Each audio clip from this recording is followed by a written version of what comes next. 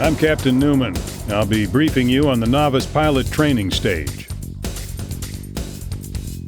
Instructor Marshall will guide you during your training. Work hard and listen closely. Let's begin with the takeoff drill. It starts from the takeoff position on the runway. Increase engine output to 100%. You can raise output with the throttle up button.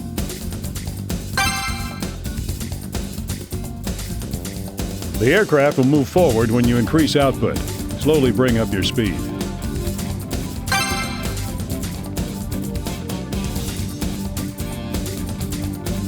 When you've passed 80 knots, gently pull the stick straight back to raise the nose. Pull too quick and you stall. Be careful.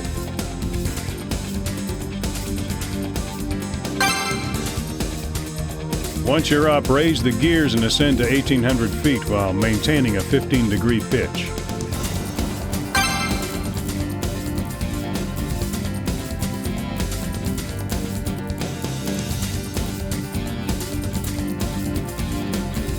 The pitch angle is the aircraft's tilt up or down. Pull the stick toward you to raise your pitch and push forward to lower it.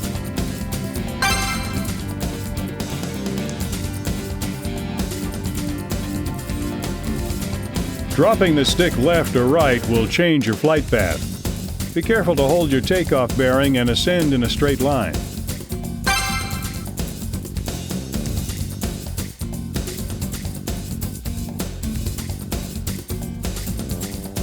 Slowly bring your pitch back when you cross 1,800 feet and switch over to level flight at 2,000 feet.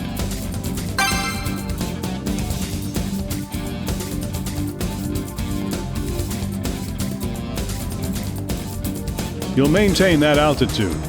Hold your speed vector at the 0 position on the pitch scale to fly level. This exercise is over. No matter what happens, the basics are important. Make sure you know them well. Maximum output.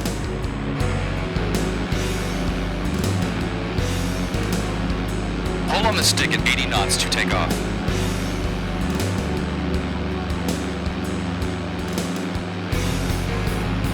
Put your landing gear away. Hold your pitch at 15 degrees and ascend to 1,800 feet.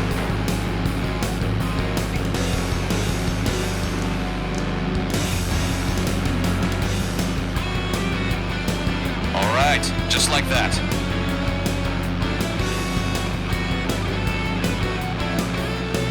Push the stick forward to make the nose level. Fly level at an altitude of 2,000 feet.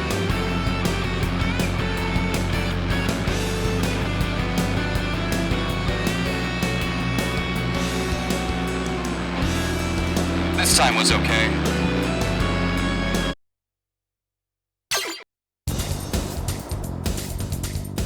Come on, concentrate.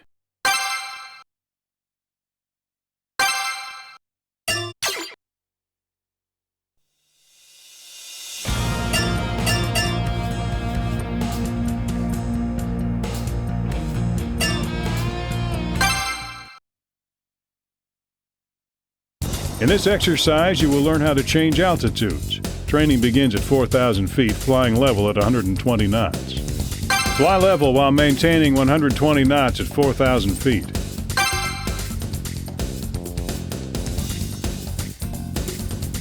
After flying level for 15 seconds, drop your altitude to 3,000 feet. Your speed will increase during your descent. Throttle your output to slow down. You can lower engine output with the throttle down button.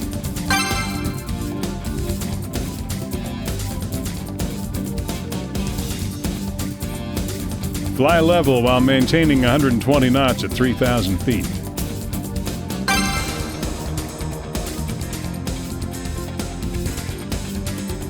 After flying level for 15 seconds, ascend to 5,000 feet. You will gradually lose speed as you ascend. Increase your output and be careful not to lose too much speed.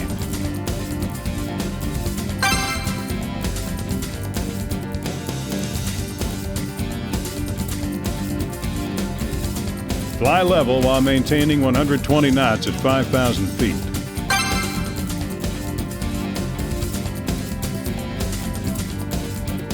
Fly level for 15 seconds to complete the exercise. good to be careful, but don't waste too much time. Fly at a level of 4,000 feet, 120 knots, and keep it steady.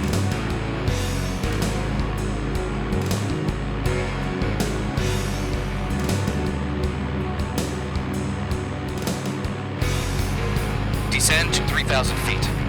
Your speed will increase in descent. Adjust engine output to hold your speed.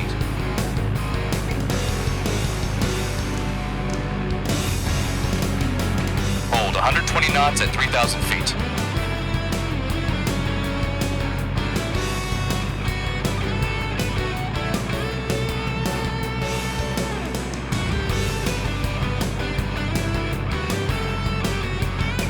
Ascend to 5,000 feet.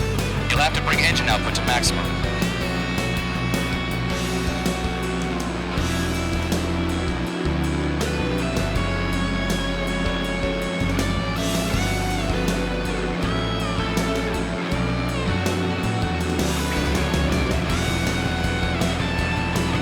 You're going to stall.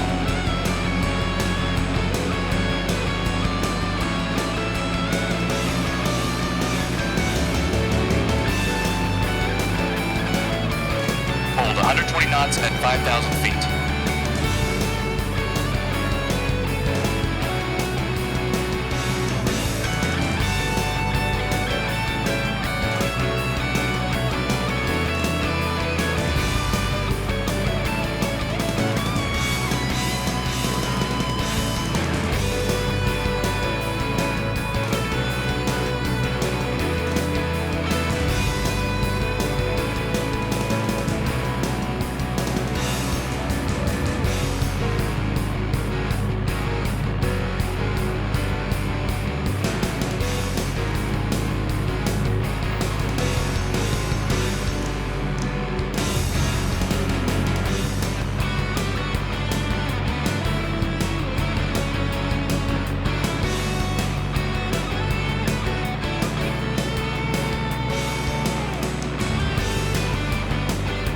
Hold 120 knots.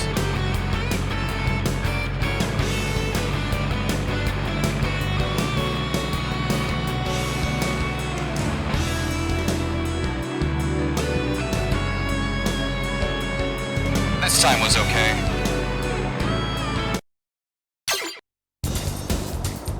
Come on, concentrate.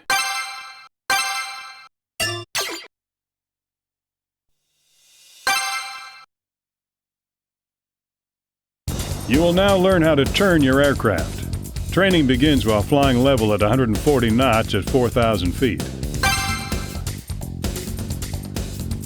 First, drop the stick to the right and bank your aircraft 30 to 45 degrees. You will bank as long as you're dropping the stick. Center it when you're at the necessary angle. Pull back slightly on the stick and maintain altitude.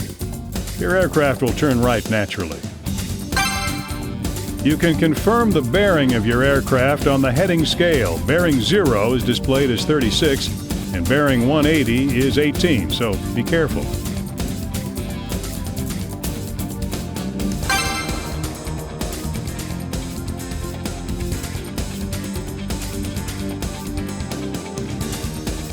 Watch your speed and altitude while in a turn. Maintain 140 knots at 4,000 feet.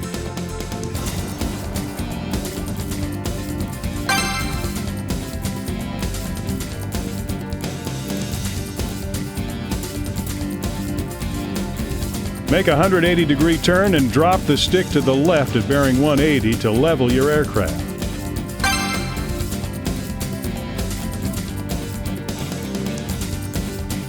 If your altitude, speed, and bearing are correct, you've done it right. Drop the stick to the right, bank 30 to 45 degrees. Hold it there, raise the nose slightly, and maintain altitude. You're doing good. Keep it up.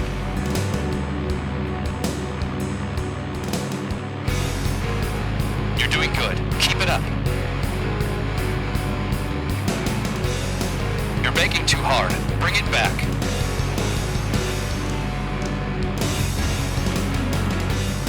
Drop the stick to the left at bearing 180 and level out.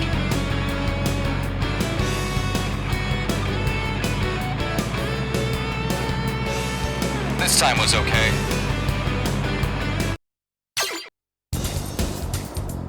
Come on.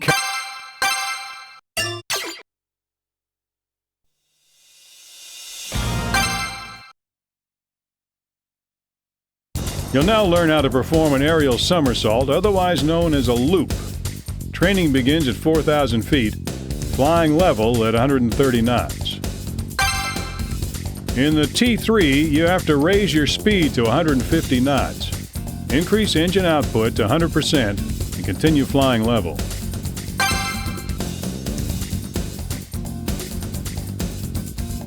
When you've reached 150 knots, gently pull back on the stick and raise the nose. Keep the wings level so you don't roll.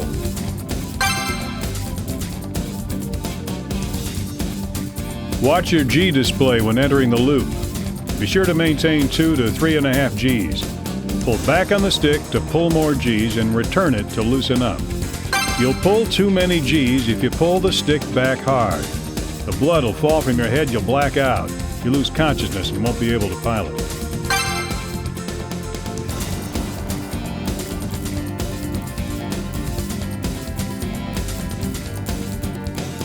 When you begin to descend at the top of the loop, throttle engine output to about 70%. Be careful not to gain too much speed.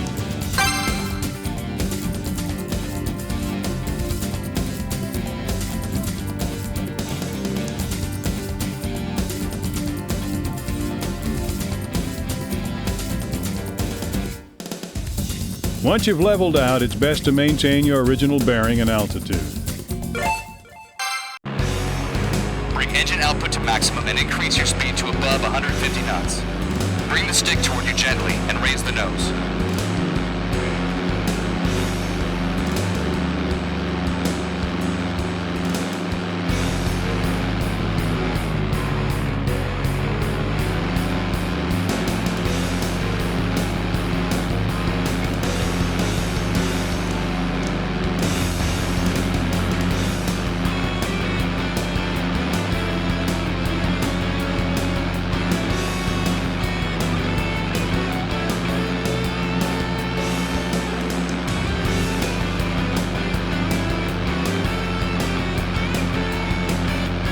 Watch your Gs.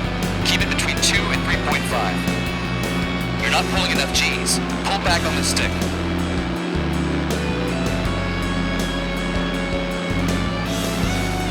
You're going to stall. Adjust engine output and be careful not to raise your speed too much. You're flying too fast. Be careful.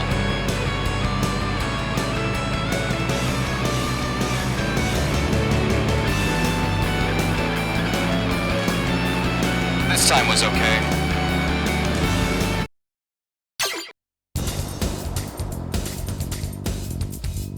Come on.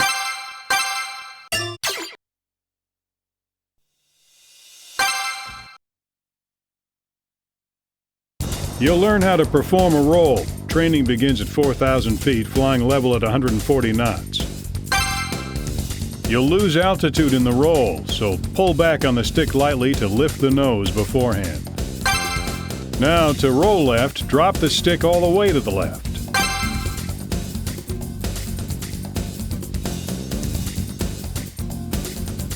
Once you've rolled 360 degrees, return the stick to center and maintain level flight.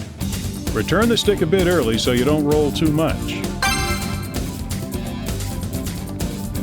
You've completed the roll successfully if your altitude and bearing haven't changed. Raise the nose, left roll. Fly level. Hold your altitude and bearing. This time was okay.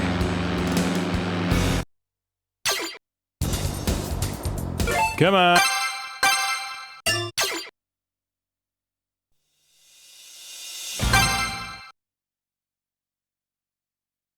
You'll now learn how to land. Stay calm and follow the instructions step by step. Training commences during your final approach at 700 feet, 80 knots. Once you're in the final approach corridor, you won't need to turn. First, drop your landing gear.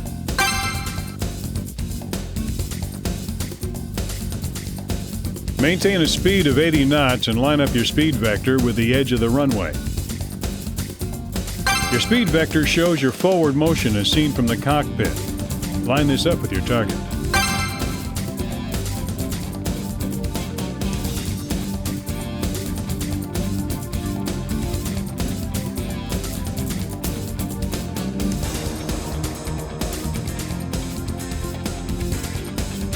Advance to the runway area and drop your speed to 70 knots when your terrain clearance is less than 100 feet.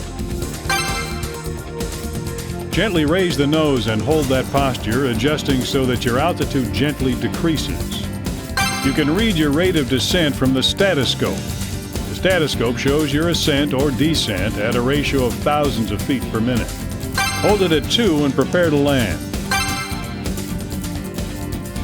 Once you've touched down, adjust your direction with the rudder pedal so you don't leave the runway, and stop by cutting engine output to minimum. Landing complete.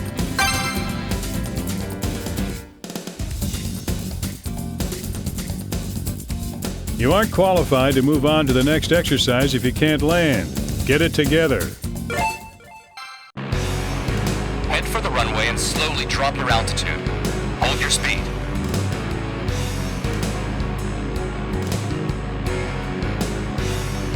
Drop your landing gear.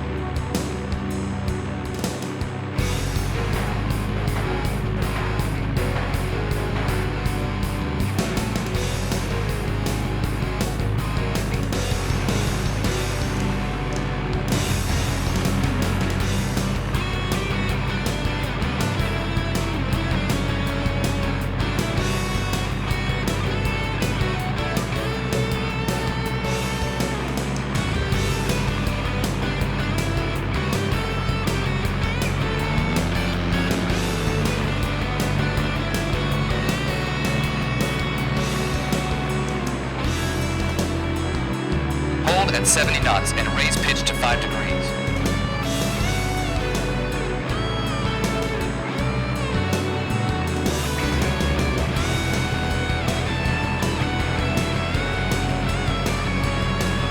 Minimize engine output.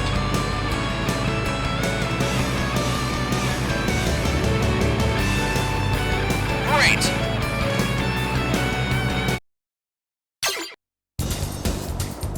That's it!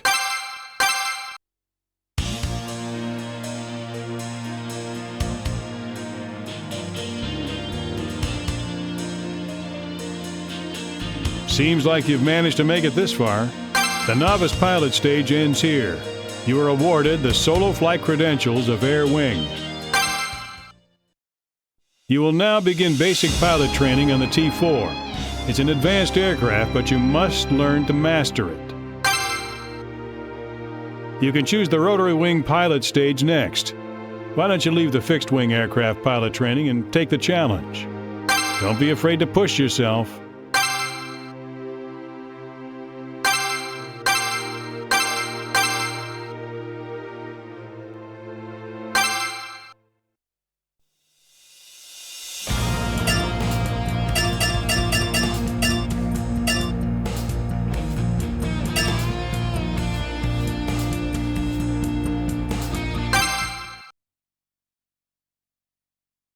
You'll now learn the barrel roll. We begin flying level at 5,000 feet at 400 knots. Pull back on the stick to bring your pitch between 10 and 15 degrees. Hold it there and drop it to the left a bit. This means the stick will be back and to the left diagonally. Your aircraft will fly in a left helix. You'll roll right there if you drop it too much to the left. You'll enter a vertical loop if you don't drop it enough, so be careful.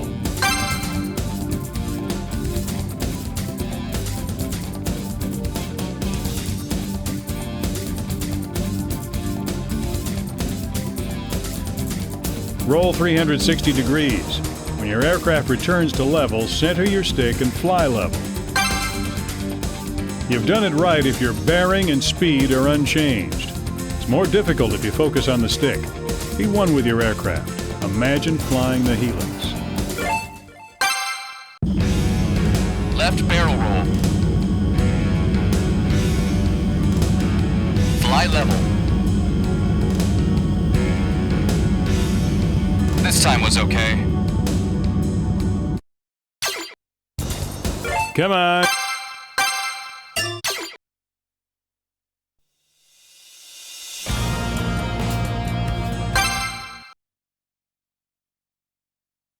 Now you learn the Immelman turn. This technique allows you to turn 180 degrees without greatly changing your horizontal position. Increase engine output to 100%, lift the nose by pulling back on the stick. Watch the G display when entering the loop. Be sure to maintain 4.5 to 5 Gs. Keep the wings level so your aircraft doesn't roll.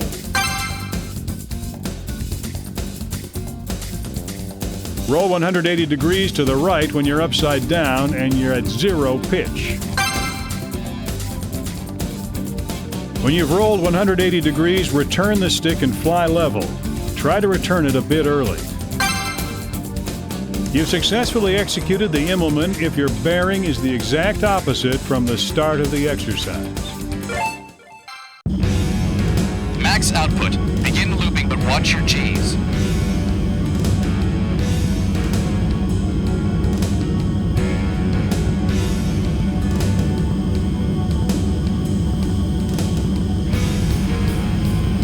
Right roll.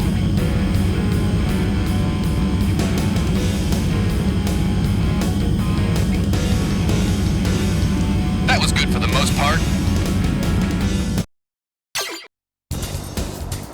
Not quite right.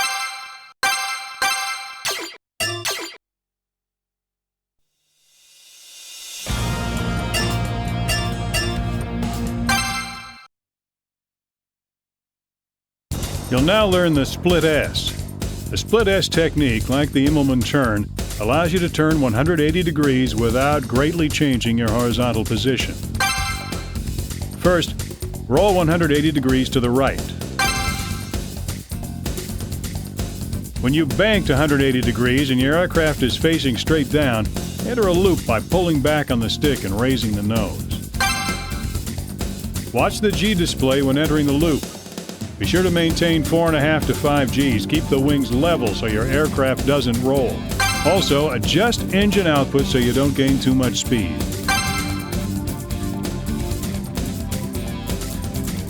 After the 180-degree loop, return the stick and fly level. Try to return it a bit early. You've executed the maneuver correctly if your bearing is the exact opposite from the start of the exercise. Don't forget that your speed increases and altitude drops as a result of this maneuver. You'll crash if you try it without enough altitude. Be careful. Right roll. Begin looping, but watch your Gs.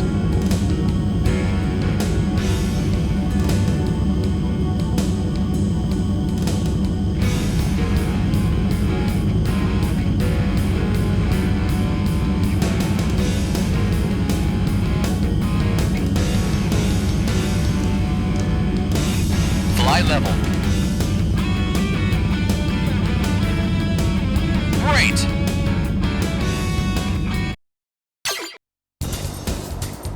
That's it!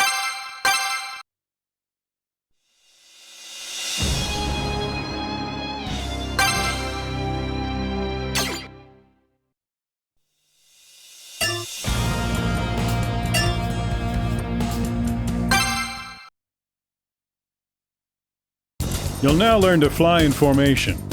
While in formation, it's important to rely on your leader rather than focusing on your speed or altitude.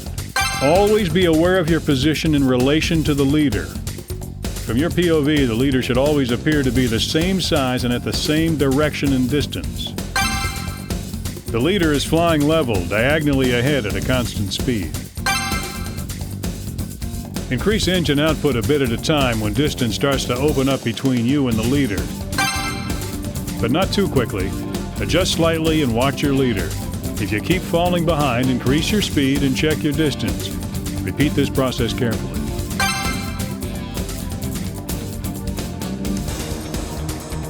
Reduce your engine output if you seem to be closing the distance. If you're already at minimum engine output, use your air brakes. Adjust your flight in half measures. In other words, Adjust by half of what you think you'll need and proceed a bit at a time. Got it? Stay in formation. Don't fall behind. You're too slow. Don't fall behind. You're too slow. Don't fall behind. Line it up. Line it up. Great! That's it!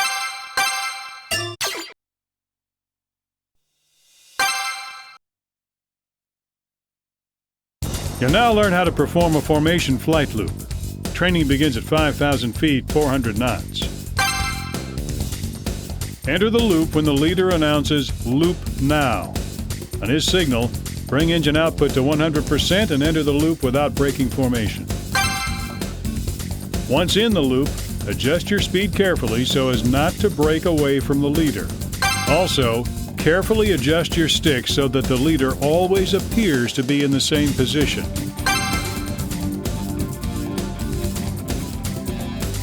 When you start to descend at the top of the loop, be sure not to gain too much speed. Throttle the engine or use your air brakes if you have to.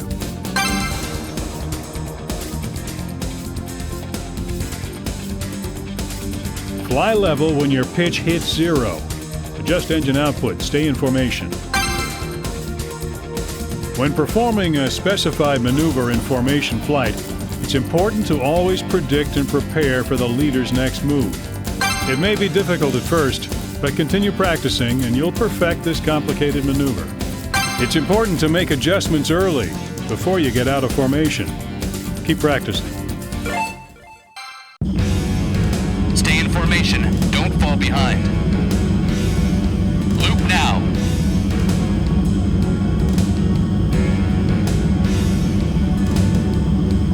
Line it up. You're too slow. Don't fall behind. You're too slow. Don't fall behind. You're too slow. Don't fall behind.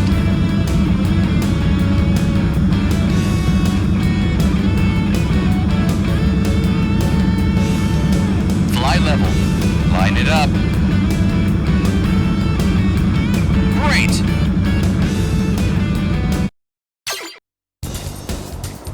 That's it!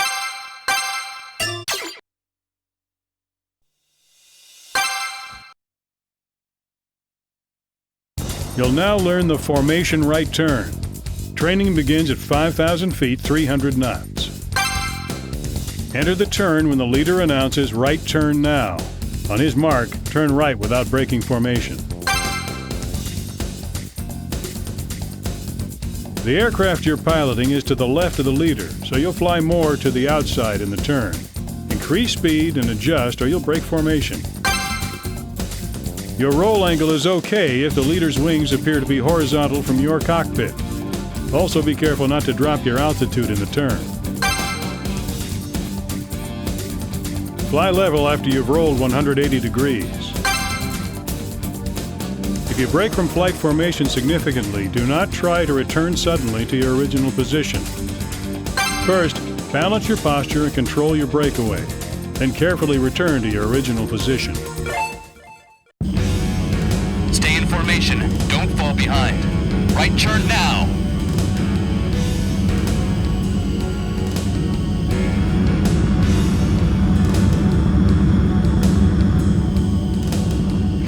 Line it up.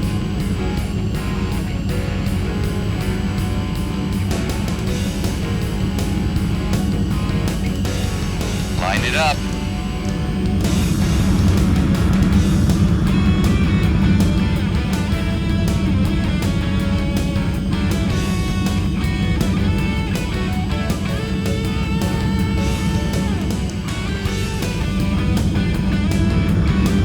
Line it up.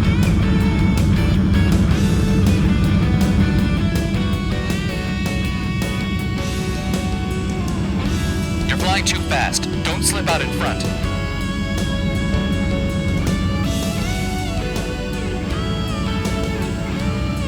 Fly level. Line it up. Great!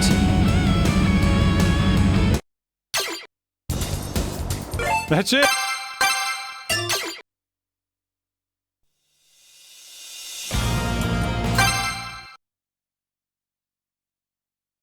You'll now learn how to land a T4. You'll be landing at a much higher speed than with the T3. Be careful.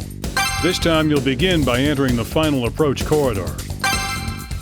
Perform a gentle right turn toward the runway and enter the final approach corridor. The approach corridor is indicated by a line on your radar. Follow this line carefully.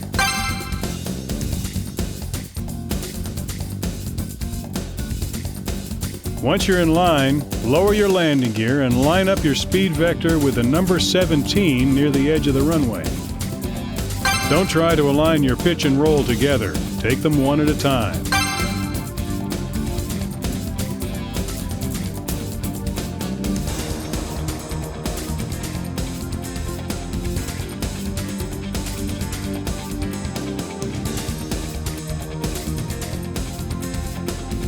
Your speed will increase as you descend. Maintain 135 knots and apply your air brakes if you're going too fast. Keep your speed vector lined up with the number 17 at the edge of the runway.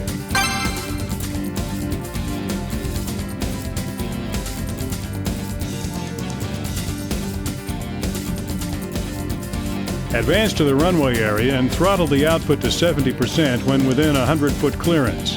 Raise the nose gently and slowly drop your altitude.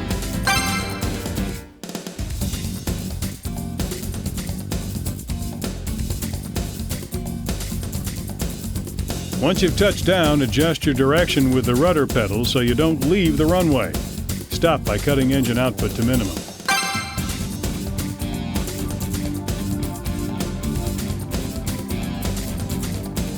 Your landing is complete.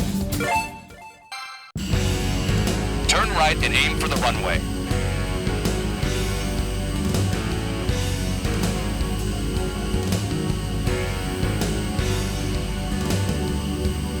Speed 135 knots.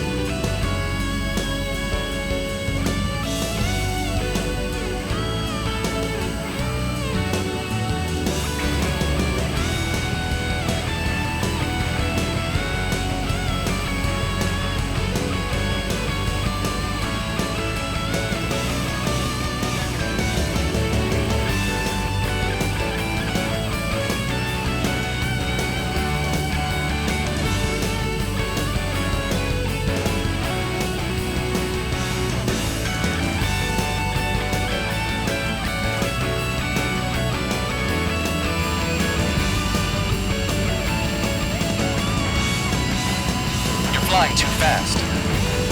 Pitch 5 degrees. You're flying too fast. Minimize engine output and use the landing gear brakes.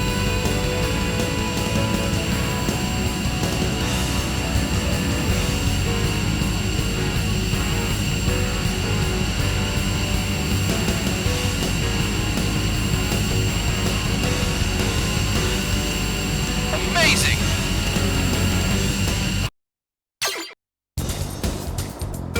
See?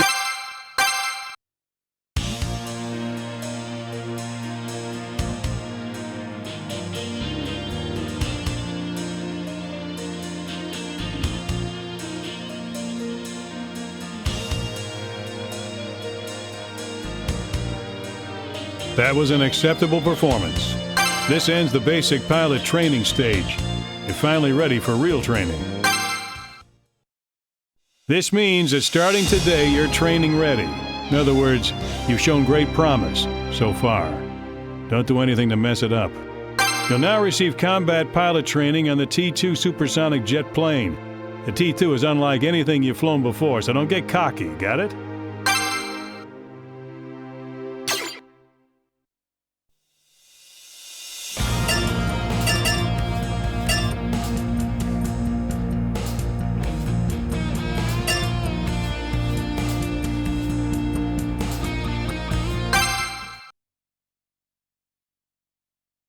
Now you'll commence Rotary Wing Craft pilot training. In Rotary Wing Craft, the cyclic corresponds to the stick. Use it to operate the tilt of the craft. The cyclic works just like a stick. You adjust the speed and output of fixed-wing crafts with the throttle, but you use the collective in Rotary Wing Craft to adjust lift with the rotor blade angle. The collective is operated in the same manner as the throttle. Do not forget this, it's very important. All right then, first exercise. We'll start by training in basic hovering.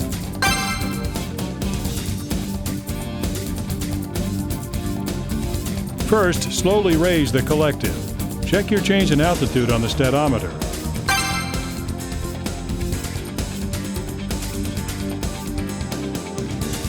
Rise to 100-foot clearance by precisely controlling the collective. Stay there for 20 seconds. Don't worry about the heading in this drill. Concentrate on altitude. There are two types of altitude, pressure altitude and terrain clearance, which is displayed here. As its name suggests, it's the altitude above the ground. Use it when at low altitudes. Now the flight training area will be the helipad surroundings. Adjust your horizontal position using the cyclic. Don't make any sudden movements. Training is completed if you can hover for 20 seconds at 100-foot clearance.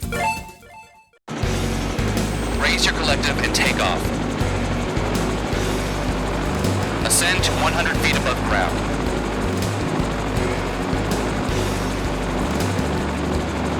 Maintain 100 feet above ground. All right, just like that. Stabilize your aircraft. 10 seconds left. Stay with it. Your altitude is too high. Maintain 100 feet. All right, 5 seconds left. Pull it together. This time was okay.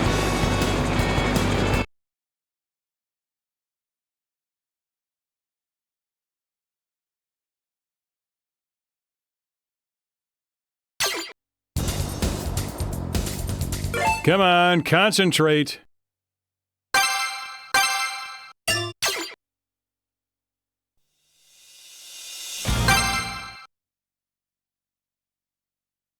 You will now train to turn while hovering.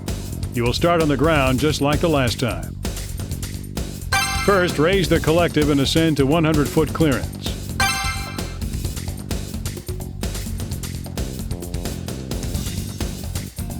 Next, operate the foot pedal and start to turn right while maintaining 100-foot clearance.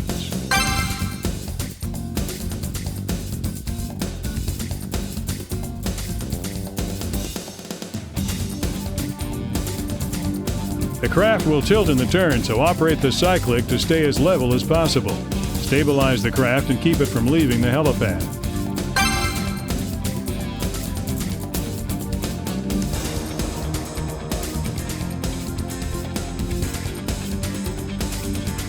Maintain 100-foot clearance in the turn. Training is completed when you return to bearing 350. You have plenty of time, so do it carefully and stay cool. Raise your collective and take off. Ascend to 100 feet above ground.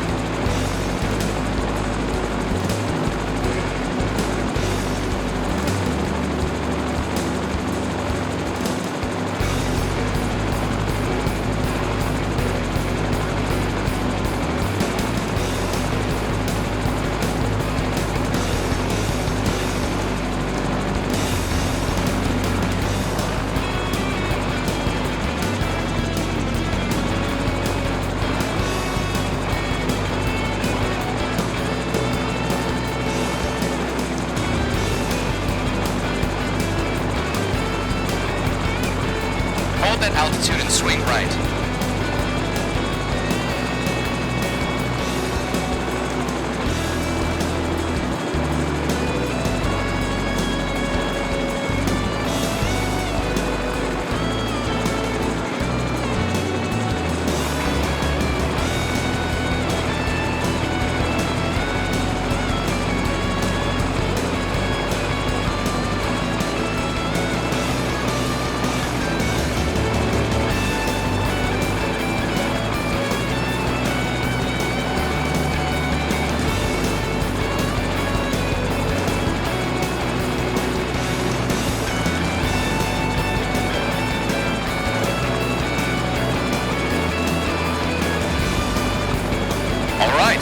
like that. Pull it together. Good. Pull it together. Just a bit more. Your altitude is too high. Maintain 100 feet. This time was okay. Come on, concentrate.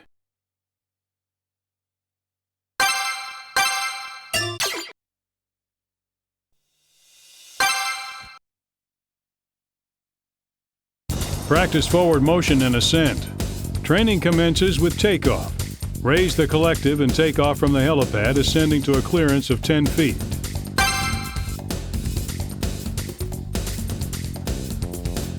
At 10-foot clearance, hover until you receive further instruction. When ordered to advance, drop the cyclic forward and accelerate to 50 knots. Raise the collective as you advance and ascend.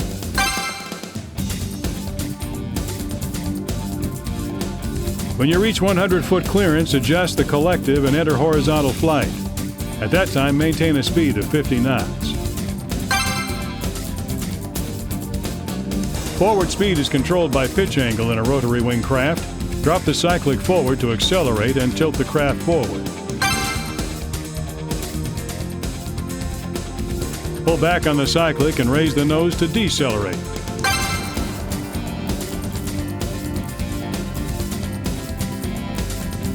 These operations affect lift as well. The collective must be adjusted while operating the cyclic to hold altitude. Training is completed if you can fly horizontally for 10 seconds at 50 knots and 100-foot clearance. You don't have to worry about the heading for this exercise. Concentrate on altitude and speed. Raise your collective and take off. Ascend to 10 feet above ground. Hover at 10 feet above ground.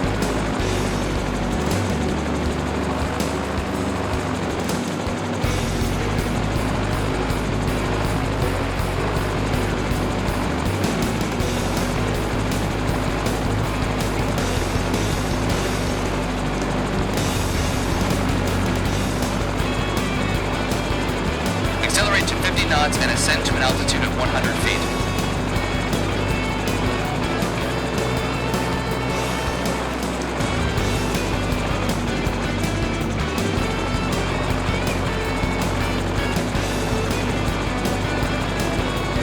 Switch to horizontal flight.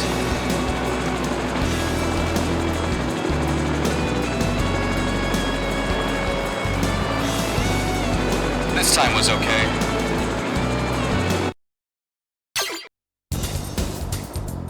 Come on.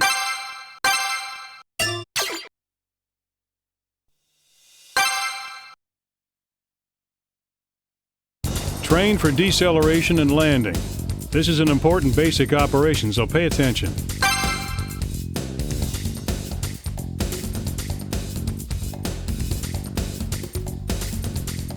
First, pull back on the cyclic to raise the nose and decelerate. You're aiming for a pitch of +10. This deceleration operation is called flare. Learn it well.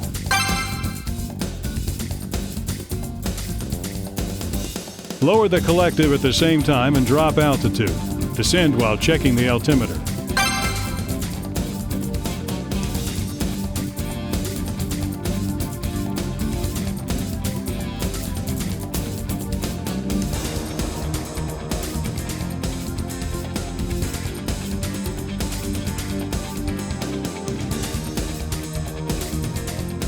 Land slowly and carefully when the ground surface is near. You'll damage the skids if your descent speed is too great. Training is completed when you land safely on the runway. Don't worry about the heading for this exercise, but you will fail if your landing point strays from the runway. Take a look around and land carefully. Raise your pitch and lower altitude while decelerating.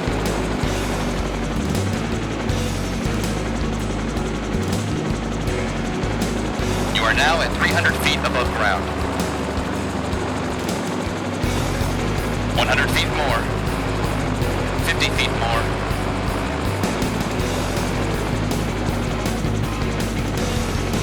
10 feet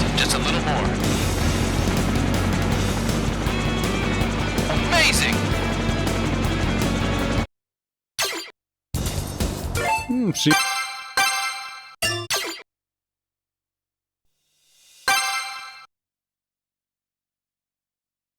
Train for lateral horizontal flight. First, ascend to 100-foot clearance.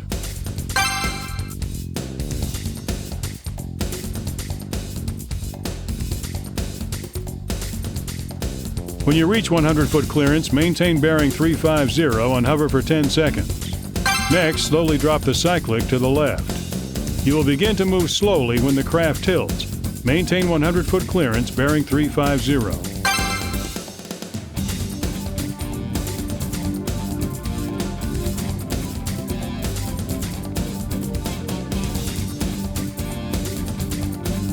When you approach the runway, drop the cyclic to the right and negate the lateral movement. Next, hover over the runway for 10 seconds. Maintain bearing 350 at 100-foot clearance here. After hovering for 10 seconds, land on the runway. Check your descent speed on the statoscope.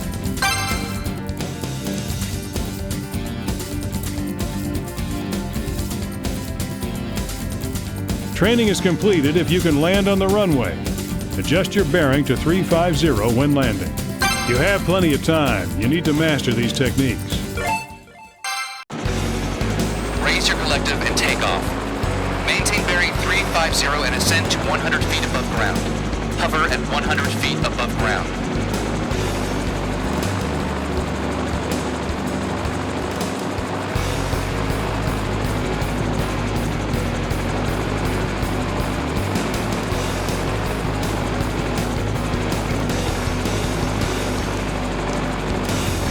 Drop the stick to the left and fly level.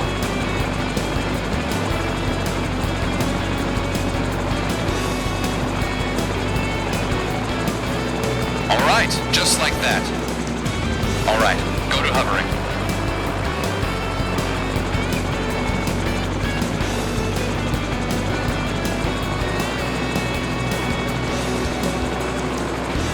Pull it together.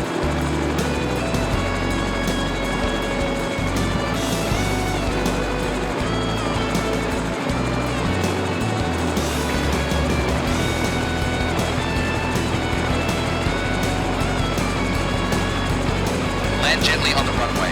Exercise caution.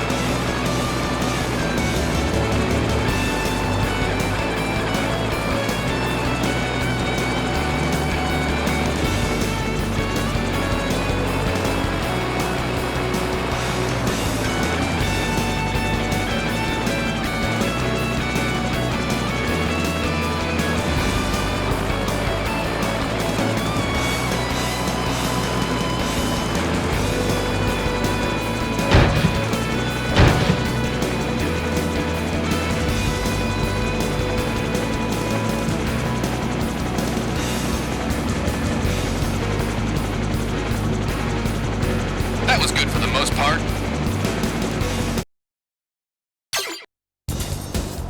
Not quite ready, huh?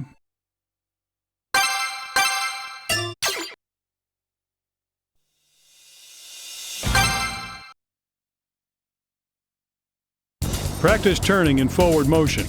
Training commences in mid-air over the runway at 500-foot clearance, 60 knots.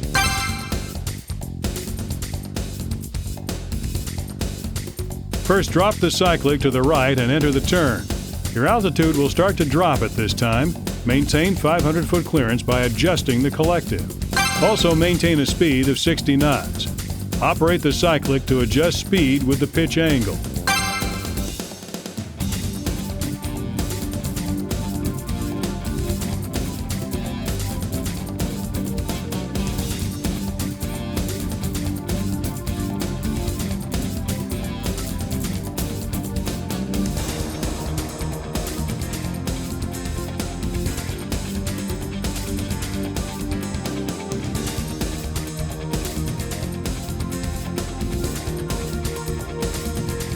Turn once and return your bank angle to horizontal at bearing 170, fly level.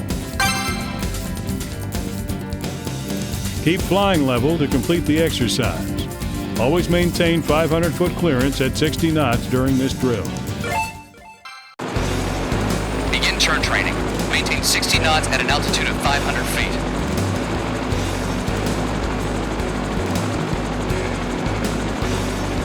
Enter right turn. Bring your altitude to 500 feet. Good. Just like that. Bring your altitude to 500 feet. All right. Halfway there. Good. Just a little more. Switch to horizontal flight. Great. That's it!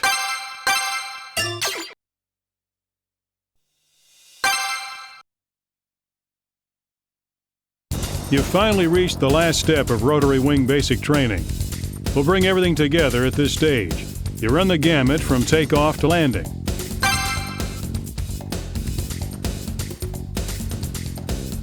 Training commences at the southern end of the runway. Lift off and correct your bearing and head for the base helipad.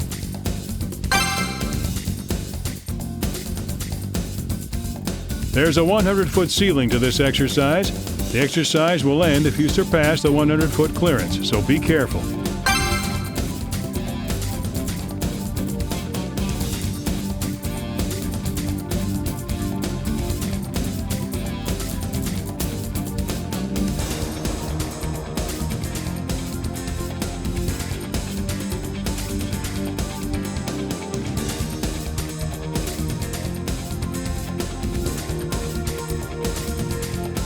Your bearing doesn't matter when landing.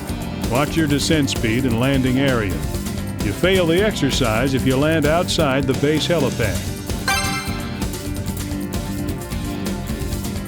The important matter in this exercise, keep below 100-foot clearance after takeoff and land on the base helipad. Fly relaxed and show us what you've learned in training. Raise your collective and take off. Maintain an altitude of less than 100 feet and head for the helipad.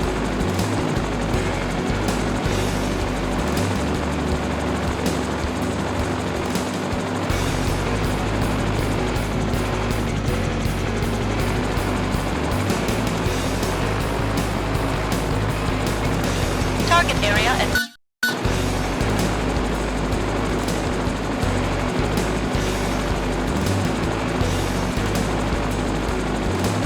target area at 12 o'clock.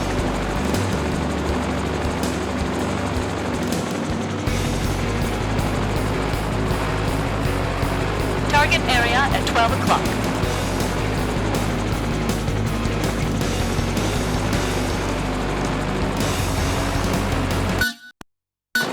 Target area at 12 o'clock.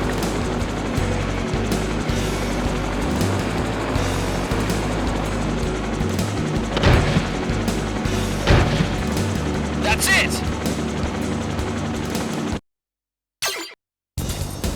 Wow, you're good.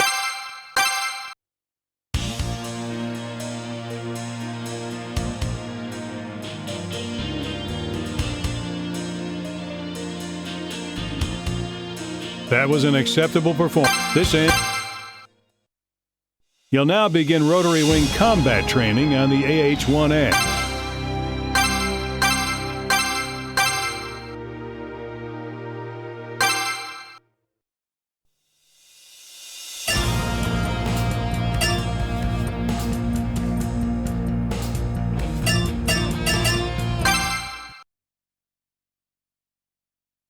Now you'll train in the T-2 training aircraft.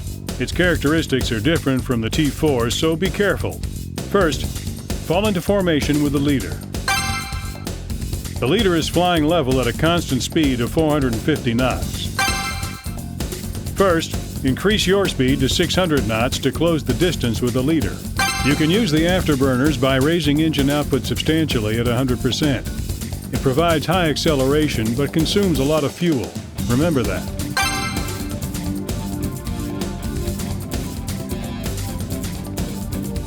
Approach the leader at a distance of 1.1 miles and throttle down. Use your air brakes to drop to 500 knots. Approach the leader at a distance of 0.5 miles and close the gap carefully by slowing down to 460 knots. Fly 10 knots faster than the leader and you'll approach 0.028 miles in 10 seconds. Remember how long it takes to decelerate or you'll overshoot before you know it.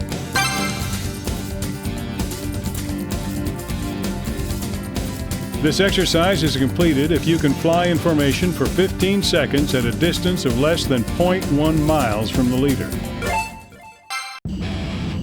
Accelerate and approach.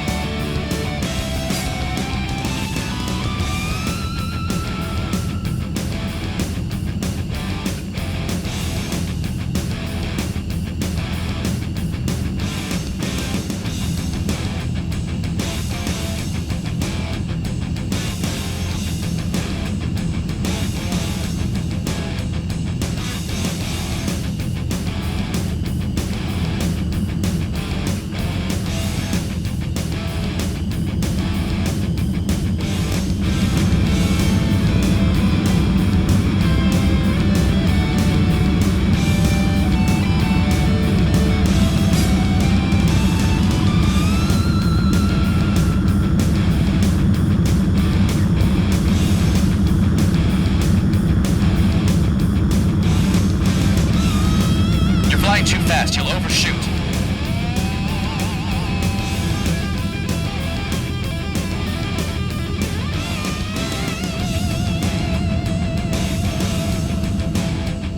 That's it!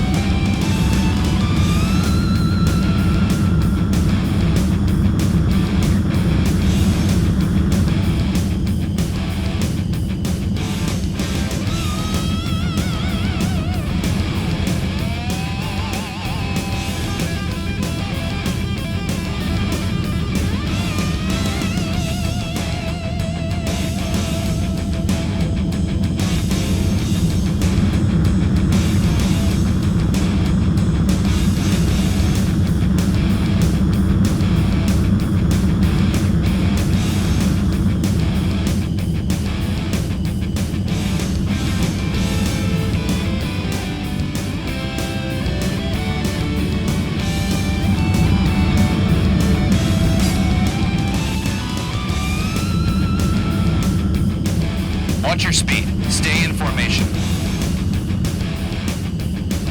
Watch your speed. Stay in formation. You have no time. Hurry.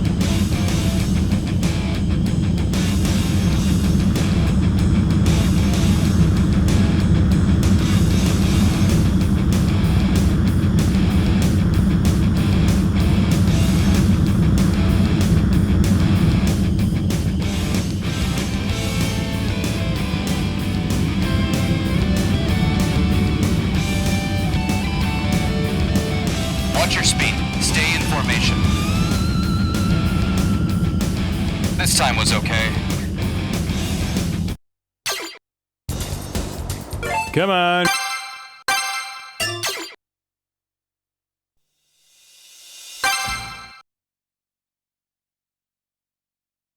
Now you will begin target shooting practice.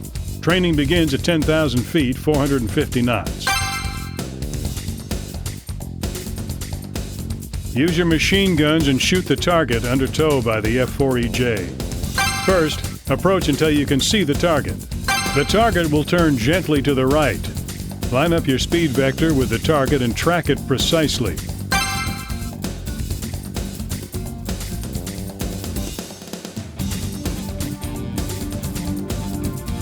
Your sights, or reticle, will be displayed when you've entered effective range. The reticle will be displayed automatically and predicts where the shell will hit when fired. Pull the trigger to fire when the peeper at the center of the reticle lines up with the dart target. Training is completed if you can score 5 or more direct hits before running out of ammo.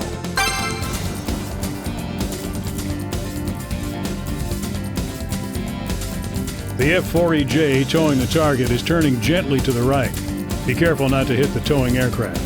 The time limit is 120 seconds. Try to score direct hits with as few shells as possible before time expires. Approach and capture the target in your reticle.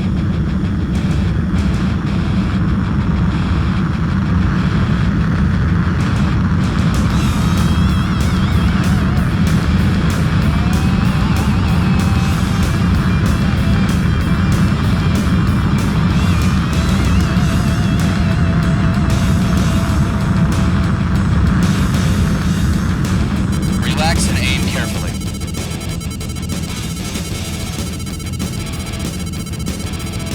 Get closer and fire.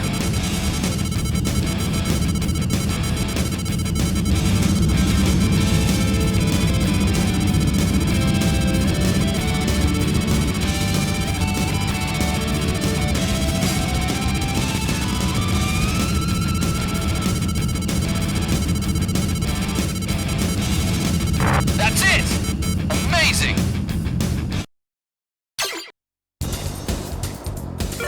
See?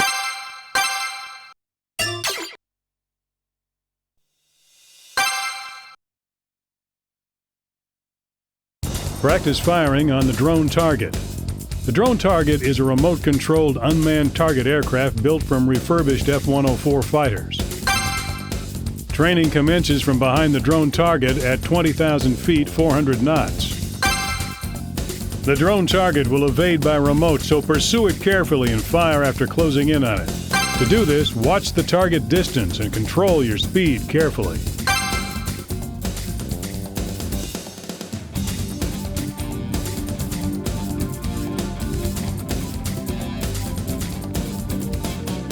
Training is completed if you shoot it down. Learn to fire quickly with extreme accuracy. Approach and capture the target in your reticle.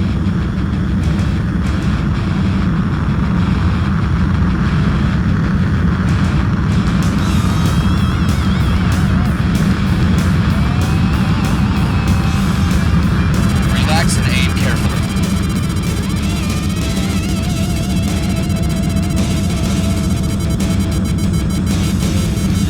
Target ahead.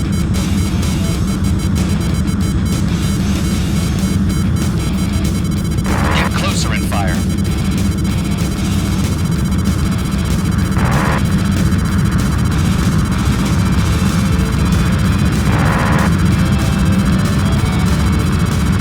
Target ahead. That's it! Amazing!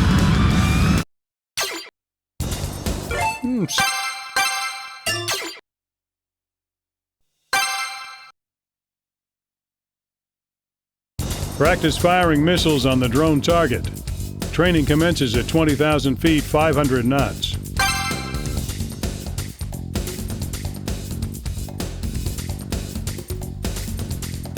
The missiles you'll be using track the target by sensing its exhaust heat. Therefore, you can't lock on without aiming from behind. First, trail the target. The T2 doesn't turn well at low speeds. Turn while maintaining speed with the split S when you have enough altitude.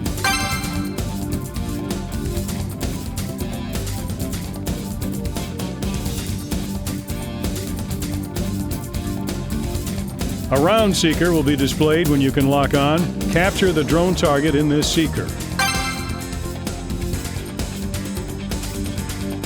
Pull the trigger to fire a missile when Shoot is displayed.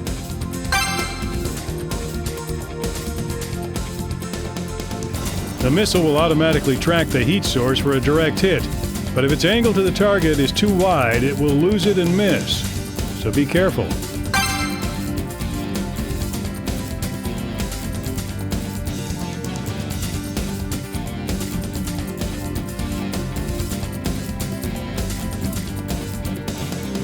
Training is completed if you can down the drone target. Approach from the rear and lock on.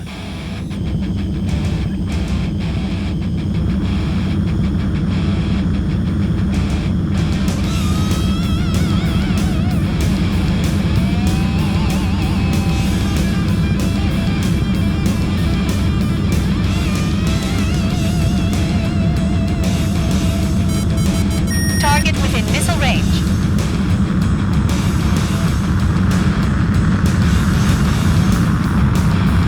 Good. Target within missile range. You're too far.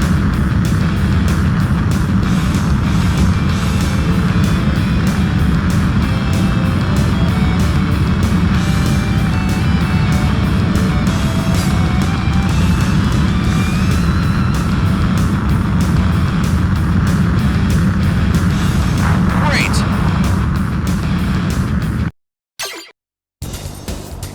That's it! I wasn't sure you'd make it this far. Let's see if you can handle this. You'll now begin bomber training on the F-1 support fighter. Be careful. Starting today, you're alert ready. This means we'll finally have you in the field, but be sure not to cause any trouble. You never know when a scramble alert will be called. Be ready for it and don't panic when the time comes. You can prepare in the alert hangar. Don't let us down.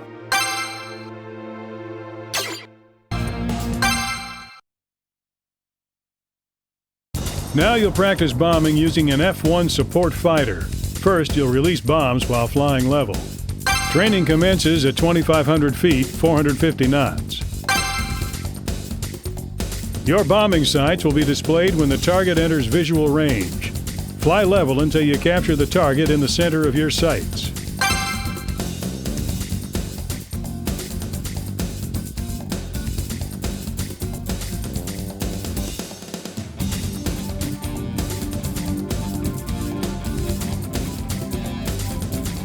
Drop bombs when you have the target in the center of your sights.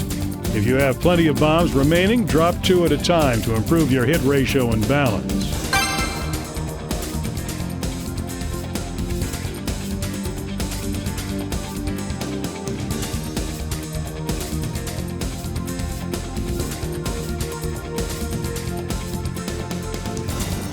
Two targets are lined up. Carefully time, release, and destroy the targets accurately. Fly level and release the second your target is in the center of your sight.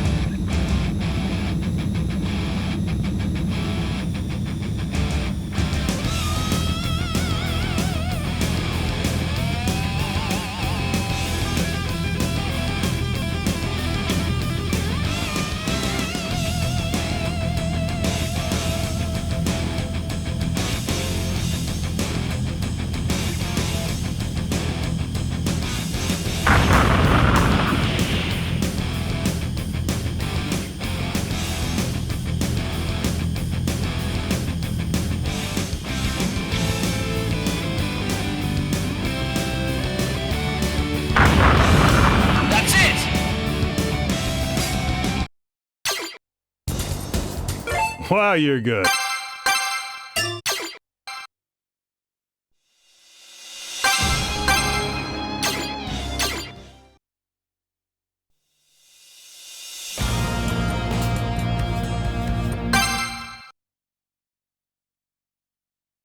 Let's continue your bombing training. This time, training commences at 5,000 feet, 250 knots. Your bombing sights show the bomb impact point, but at this speed, you won't be able to capture your site in visual range. Drop to an altitude of about 2,500 feet and speed up to above 400 knots. The bomb impact point will be at a distance, and your sights will come into range.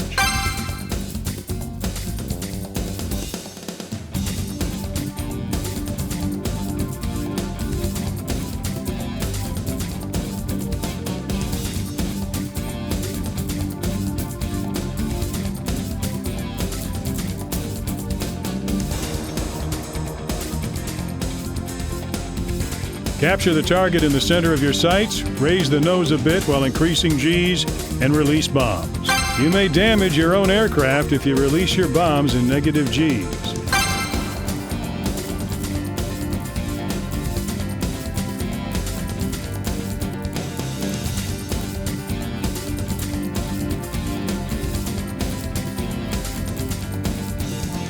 After releasing the bombs, make a U-turn and bomb the second target.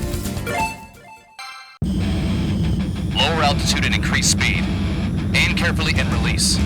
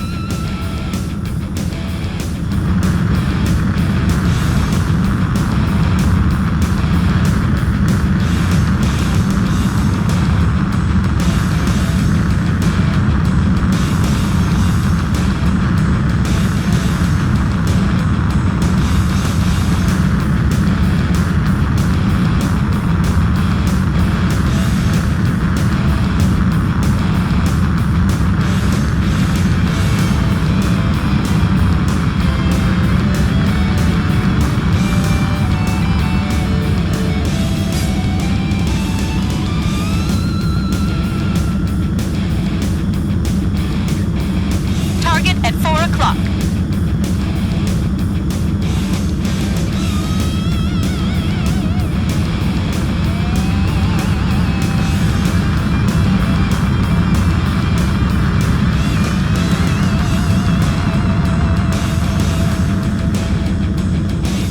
Target at 5 o'clock.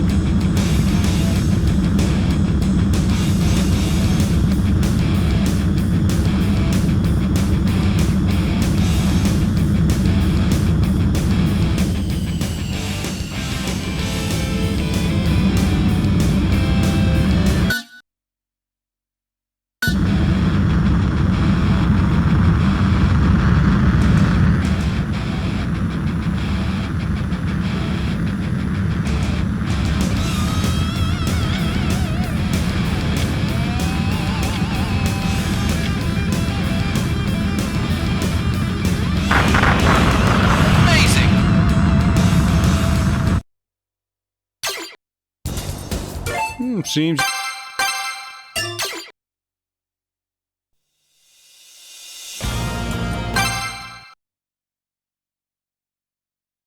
Practice dive bombing.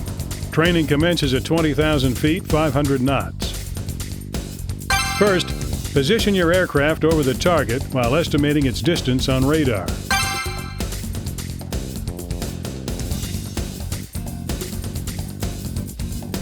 Reverse in a half roll when you're close to the target, pull back on the stick, and enter rapid descent toward the target. Throttle engine output and deploy air brakes to avoid over-acceleration.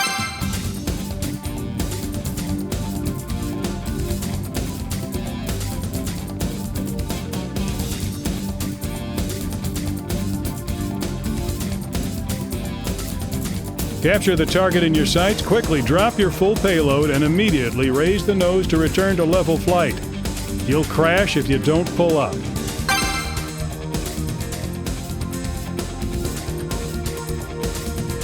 After raising the nose, use your afterburners and leave the target area by increasing speed and altitude.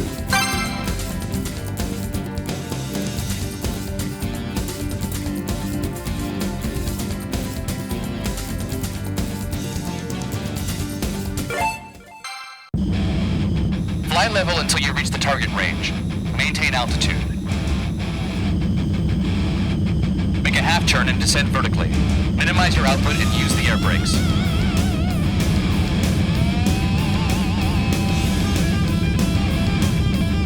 Aim for the target and drop all your bombs. You've got to move fast.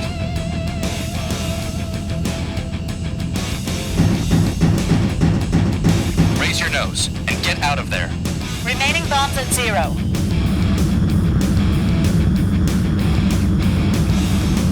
Target at 6 o'clock. Great! That's it!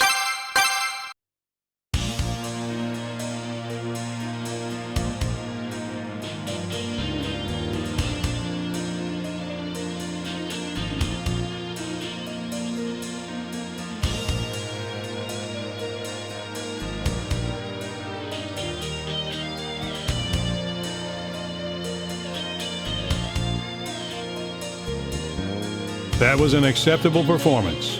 This ends the combat pilot training stage. It's time for your aerial maneuver training. You'll be flying the F-4EJ. Don't underestimate your aircraft just because it's old. This legendary aircraft has been active worldwide. Frankly, I think it's too good for you, but you have to train, so that's how it is. From now on, you're permitted to participate in carrier landing and Vtol training as part of your tactical work. Find the time to try it out. Show them what you can do.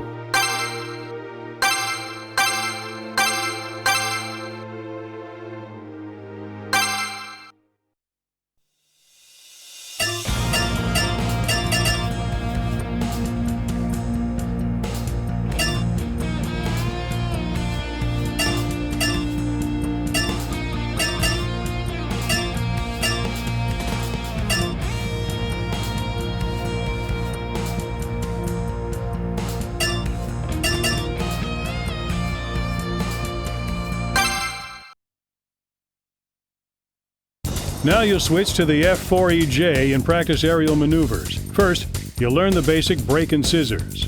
Training commences at 20,000 feet, 450 knots. The instruction aircraft is trying to lock onto you from an advantageous position at the rear left.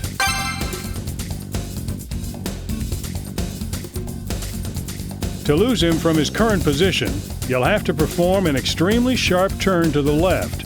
This is called a brake. Bank more than 90 degrees and turn during descent to compensate for the drop in speed.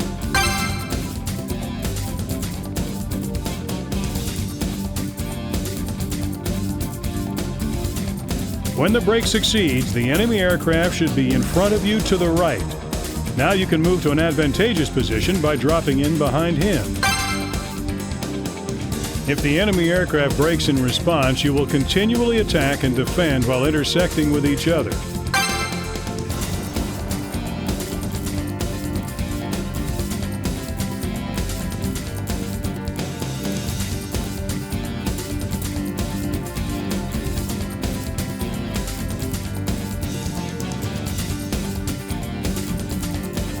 This state is called scissors because it's like the opening and closing of a pair of scissors.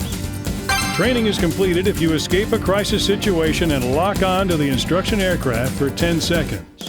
The exercise will end if you are locked onto by the instruction aircraft for 10 seconds. You can do it. The instruction aircraft is manned. Do not fire missiles, just lock on. Got it?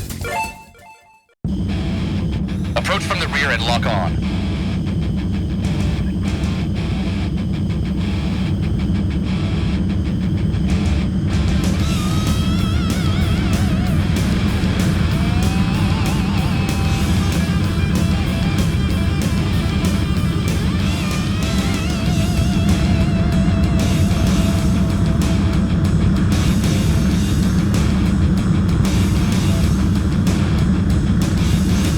Target at 10 o'clock, flying low.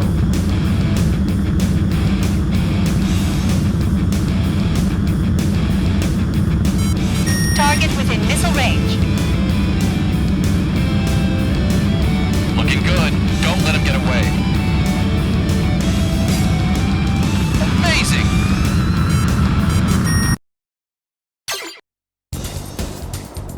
Seems you...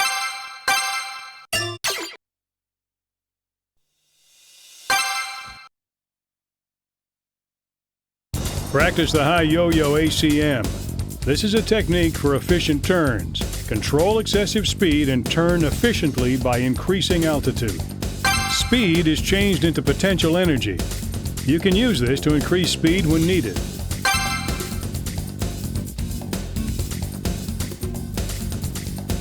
Training commences at 10,000 feet, 500 knots. The instruction aircraft will enter a sharp right turn to shake off your aircraft from the rear. At your current speed, you'll overshoot the instruction aircraft. Increase altitude and drop speed to 360 knots. Match your speed with the instruction aircraft and attack.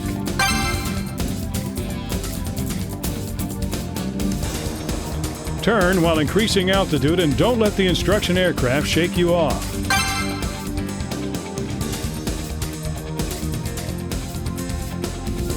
Try changing your viewpoint if it's hard to ascertain the position of the instruction aircraft. Do not use air brakes or drop engine output.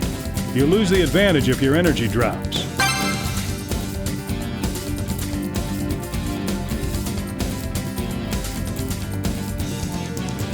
Training is completed when you can lock missiles onto the instruction aircraft for 3 seconds. Lock on as quickly as possible. Hi, yo-yo.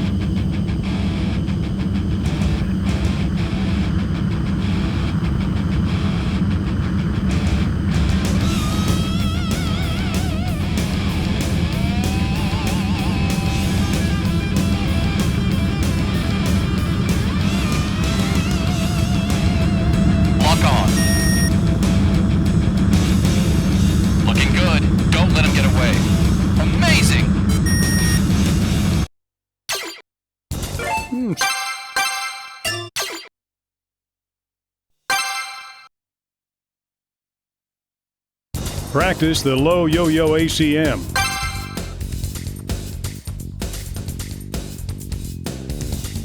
The instruction aircraft will enter a sharp right turn to shake off your aircraft from the rear.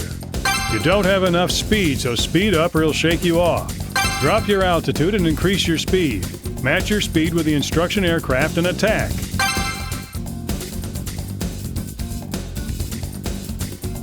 Use your afterburners to accelerate while following the instruction aircraft.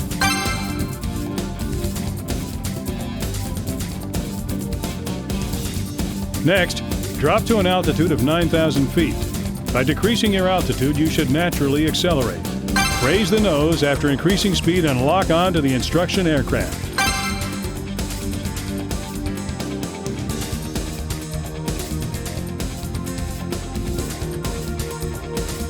Training is completed when you can lock missiles onto the instruction aircraft for 3 seconds. Lock on as quickly as possible. Low yo-yo. Afterburners on. Turn while decreasing altitude. Raise speed to over 550 knots.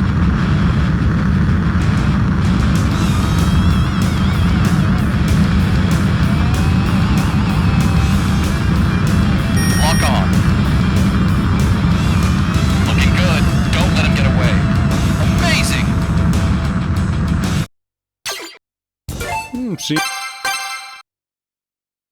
You'll now begin combat flight training on the F-15 DJ. This is the most powerful active fighter in the world. Be careful.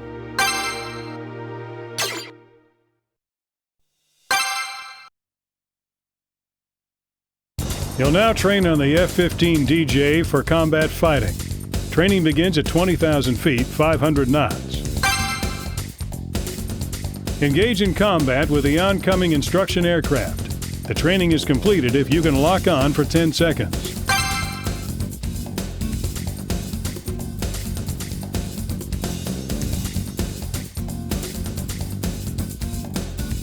The instruction aircraft will try to lock onto you as well. Training will halt if he locks onto you for 10 seconds. Use what you've learned so far and try to lock on in as little time as possible. Approach from the rear and lock on.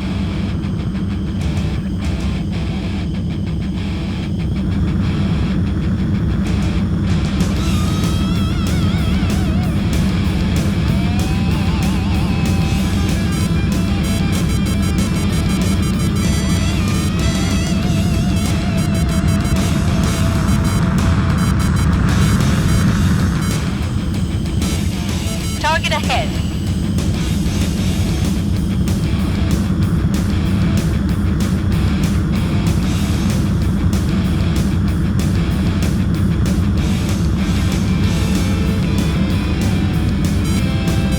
Your angle is too wide. Stay behind him.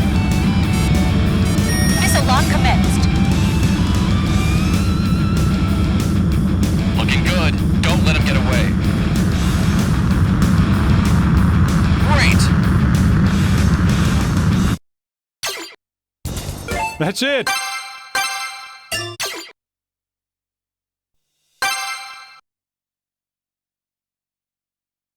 Training commences at 20,000 feet, 500 knots. This time you'll practice formation combat. Stay in formation behind the instruction aircraft. This position is called trailing.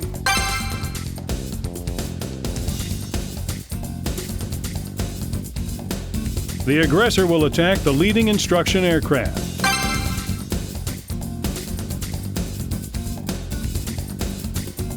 Lock onto the aggressor without letting him escape. Training is completed if you can lock on for 10 seconds. Approach from the rear and lock on.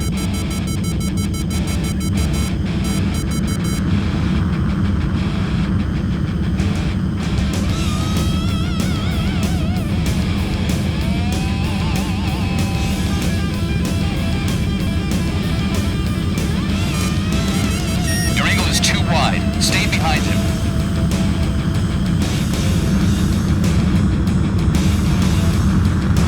Target at 8 o'clock. Flying high. I've been painted. Come and back me up.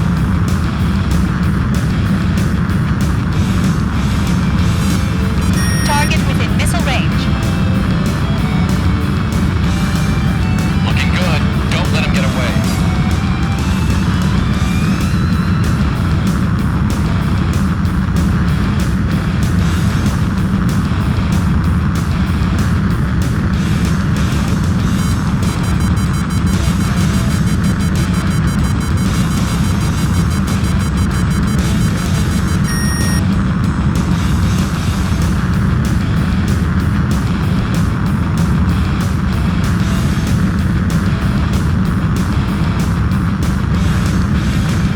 Target within missile range.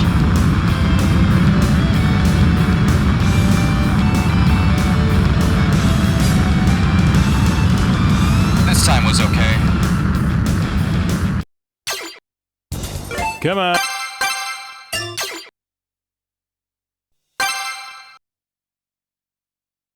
Training commences at 20,000 feet, 500 knots. This time you'll practice combat between two formations. The instruction aircraft will act as a decoy. Lock on to both the aggressors. Training will be halted if you let the instruction aircraft be locked onto. Follow carefully.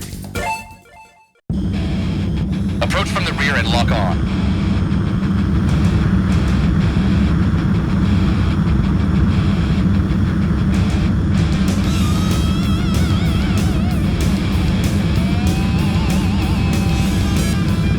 Target within missile range.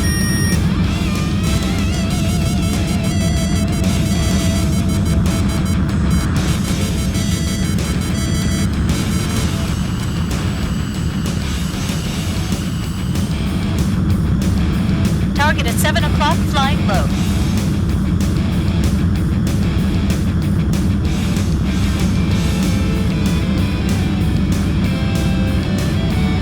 I've been painted. Come and back me up. Target within missile range.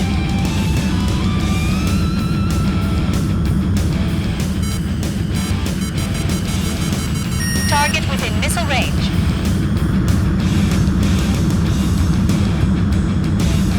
Target at 8 o'clock, flying low.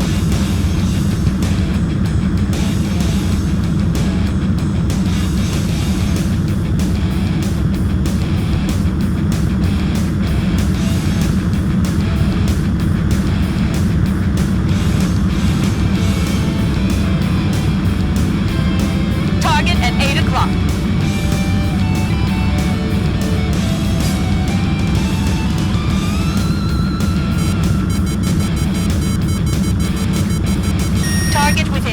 range.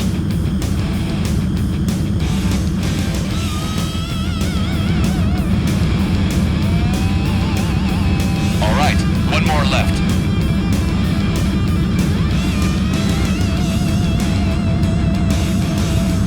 Target at 4 o'clock, flying high. Alert, lock on.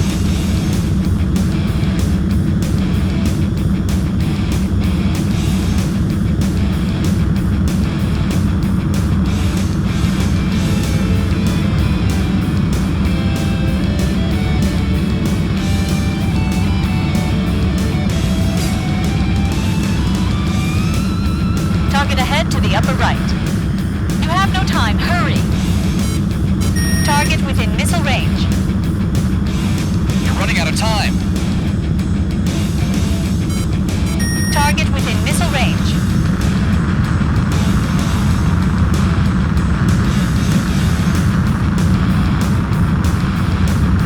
Great.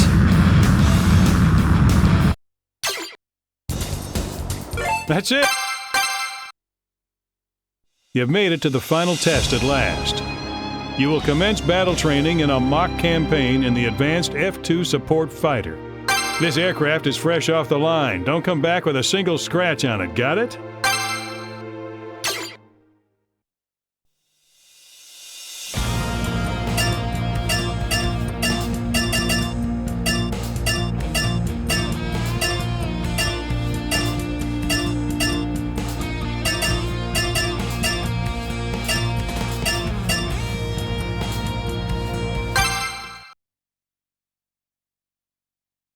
Now you'll switch over to the F-2 Support Fighter for the final test. You'll begin in the takeoff position on the runway. Take off and bomb the target on the firing range, return home and land on the runway. However, there's an aggressor waiting above the firing range. Training will be halted immediately if he locks onto you, so you must lock on first. If you lock on for 10 seconds, the subject craft will be considered downed and leave the airspace.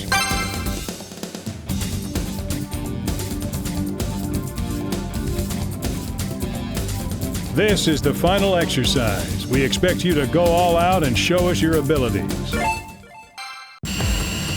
Take off immediately.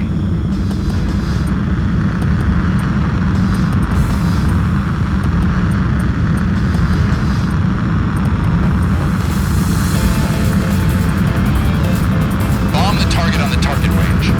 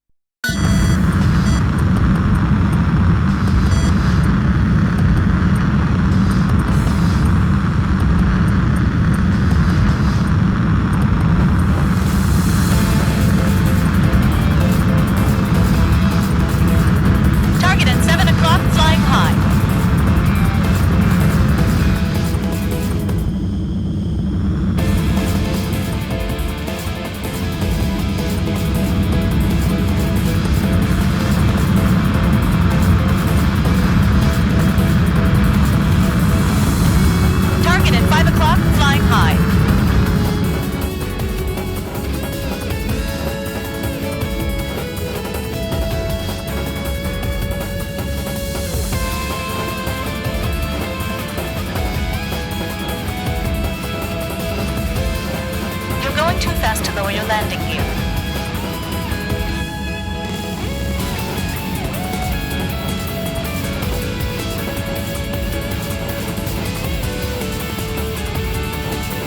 You're going too fast to lower your landing gear.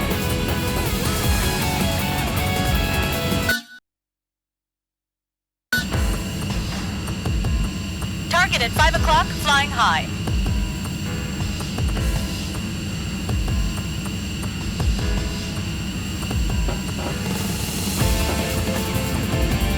Auto gear brake on.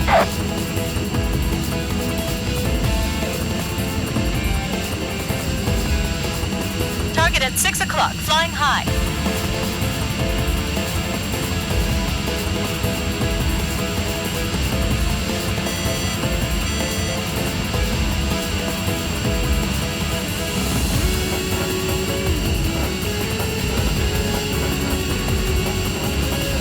Target at 7 o'clock, flying high.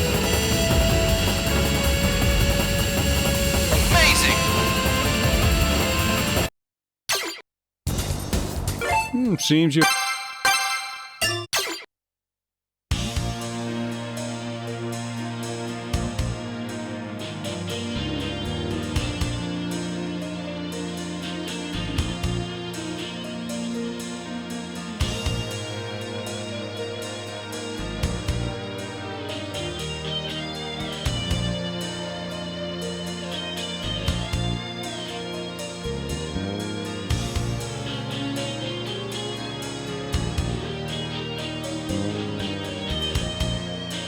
Excellent performance.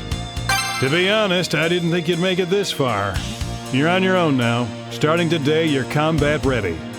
Well, you stuck with your training and now you're ready to face any challenge in the air. We're looking forward to seeing you in action. That's all. Dismissed.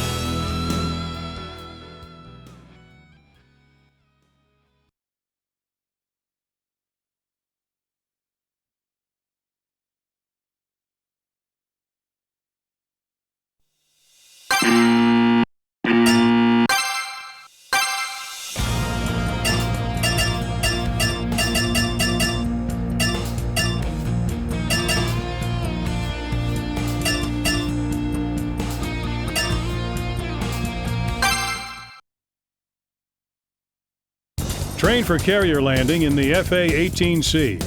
Start with touch and go. Training commences at 1,200 feet, 240 knots.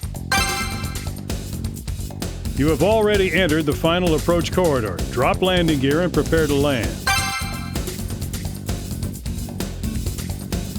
Adjust your pitch to line up your speed vector with the carrier. Reduce engine output and drop your speed. The flight deck will come into view as you approach. Line up the speed vector with the wire. Your target speed for a carrier landing is 134 knots. Adjust engine output carefully.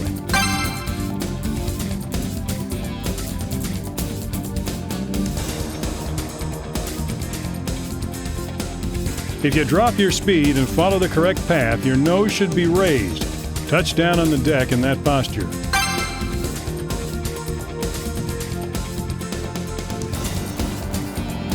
Your hook will not drop for this exercise. Increase engine output to 100% as you touch down and take off.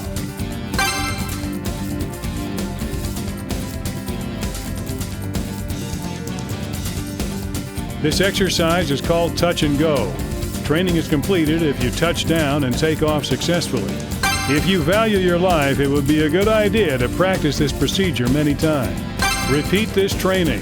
Until you can score high, don't even attempt a carrier landing. Approach the carrier while dropping your speed. Drop landing gear and prepare to land.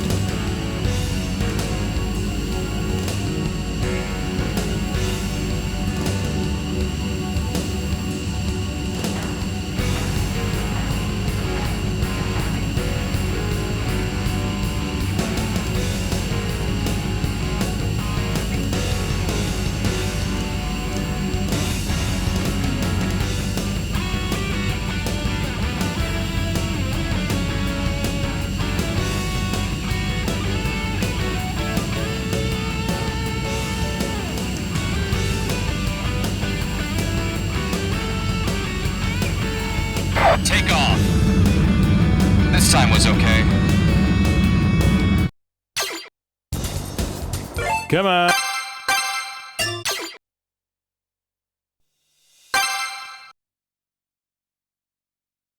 Now an actual carrier landing. Training commences at 1,200 feet, 300 knots. Now we'll have you enter the landing path on your own. The rest is the same as touch and go.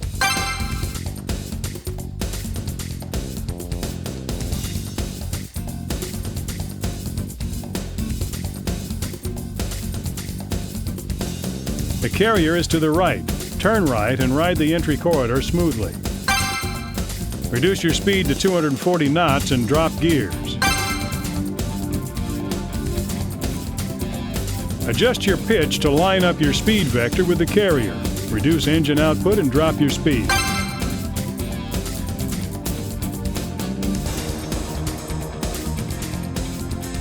The flight deck will come into view as you approach.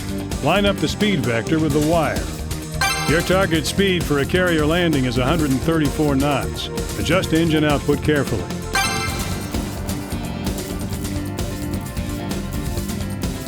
If you drop your speed and follow the correct path, your nose should be raised. Touch down on the deck in that posture.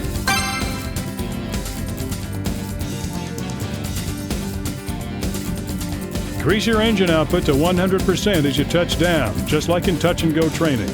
This prepares you to take off immediately if your hook doesn't capture the wire. This time, the hook will drop along with your landing gear. If it works, you'll brake sharply, so throttle the engine output to minimum. The bolter warning is given if you don't hit the wire, so take off immediately at maximum output. If this is not done correctly, you'll fall off the carrier. Turn and aim for the carrier. Approach while dropping your speed and get ready to land.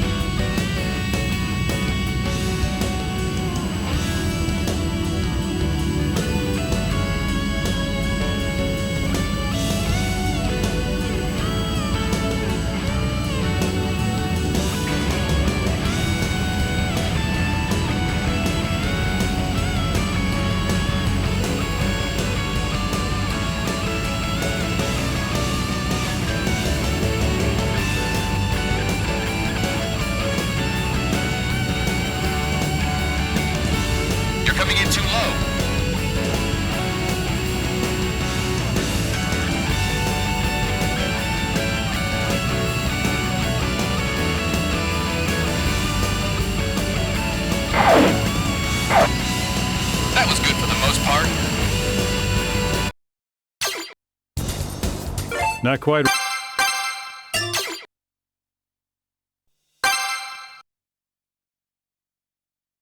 Now we'll have you take off, turn, and land on the carrier. First, the takeoff. Bring the engine output to the max in catapult position and light your afterburners. You will catapult a few seconds later.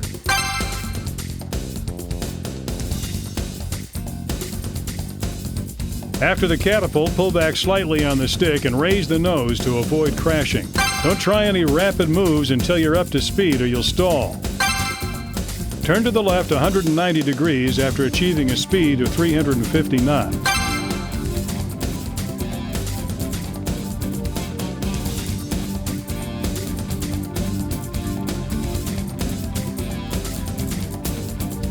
Increase speed and distance yourself from the carrier.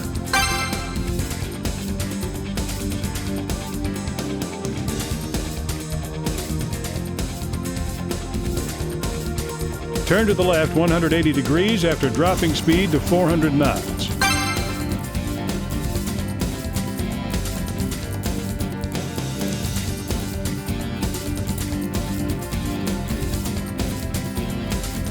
It's ideal to enter the approach corridor directly out of your turn. If you can't, use radar to confirm and enter.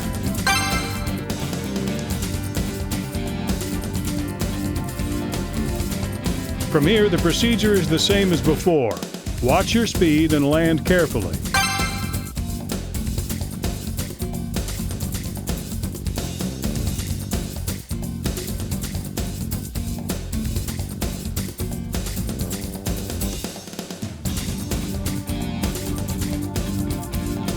If you can't land because you're too close to the carrier, your turnaround timing is too fast. Distance yourself from the carrier. With practice, you should be able to find an accurate point on the radar. This is the end of carrier landing training. Keep practicing. Afterburners on. Take off.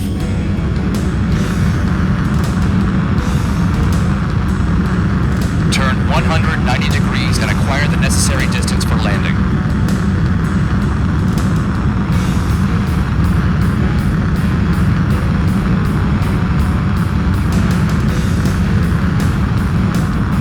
Landing gear up.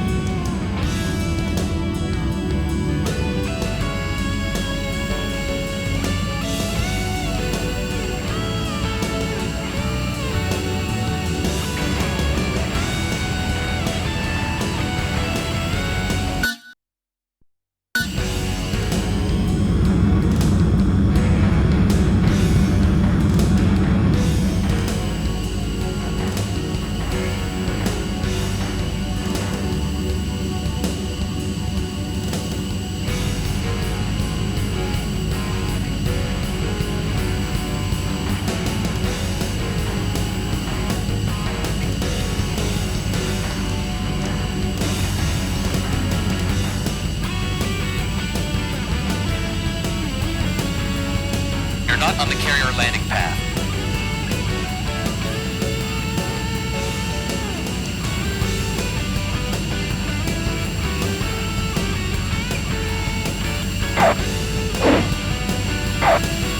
That was good for the most part. Not quite.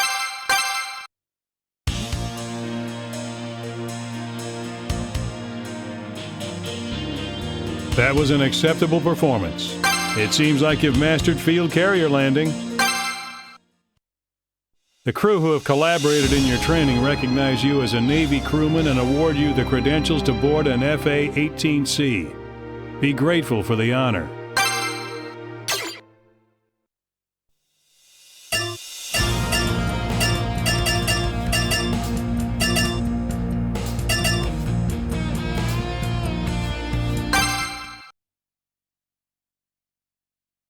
This is the Rotary Wing Combat Pilot Stage. you'll train in attack helicopter ground attacks. Are you ready? First, you'll train in firing your guns.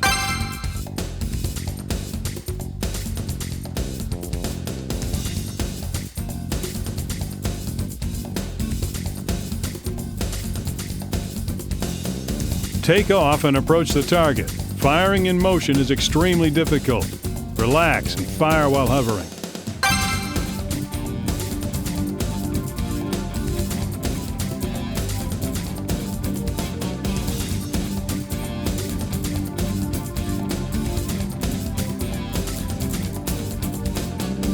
You can range your guns along with your viewpoint.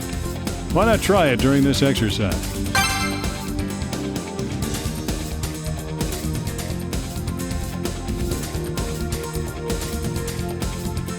Training is completed if you can destroy all targets. Your shells are limited, so aim carefully. This is target practice with live shells, so keep safety in mind. Take off and get into firing position.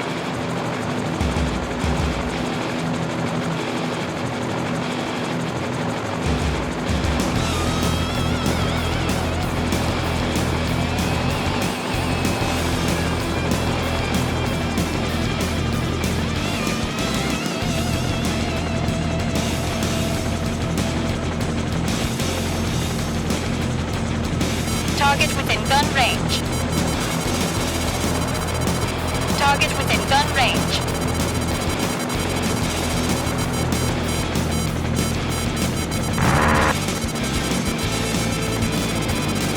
Target within gun range. Target within gun range. Target within gun range. All right, next target. Good. One left.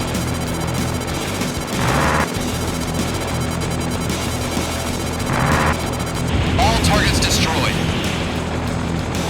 Amazing.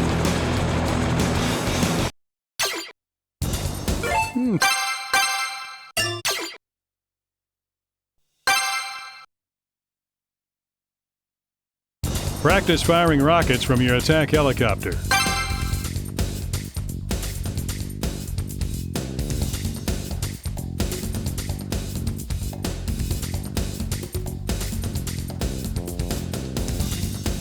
First, take off and aim at the appropriate position.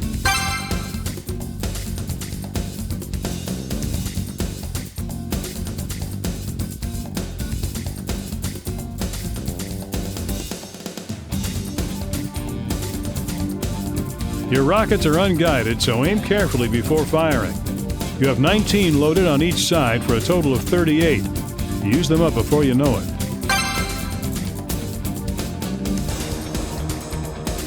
Training is completed if you can destroy all the trucks. These are primarily used to cause damage over a wide area. They're effective on clustered targets, but not good for pinpoint attacks. Remember that. Also, you'll have to launch several to destroy heavily armored targets such as tanks because they're light on explosives. They're best for light armored transport.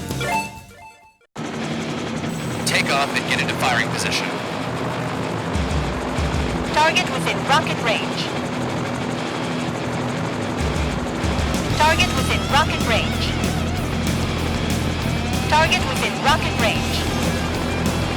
Target within rocket range.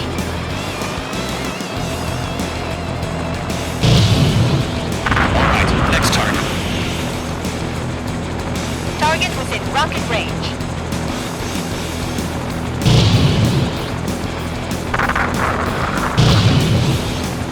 Target within rocket range.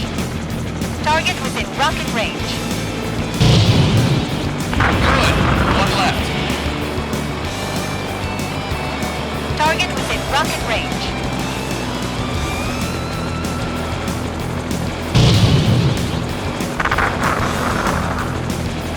Target within rocket range. Target within rocket range.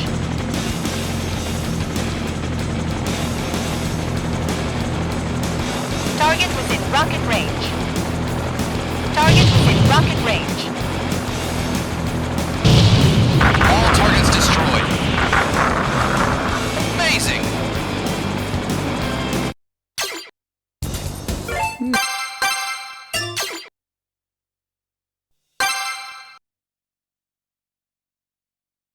Finally, training for the primary attack helicopter weapon, anti-tank missiles.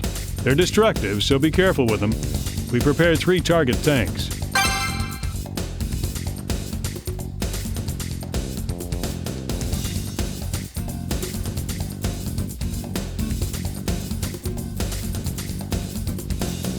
First, take off and aim at the appropriate position.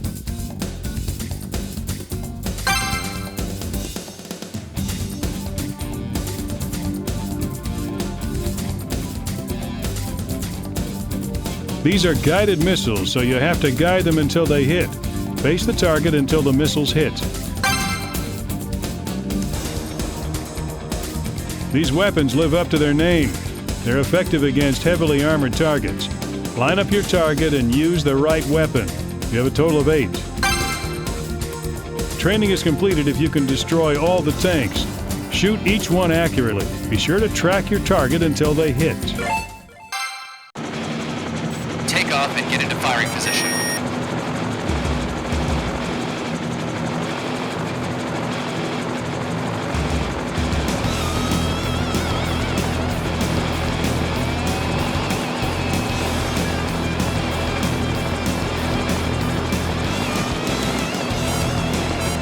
Target within missile range.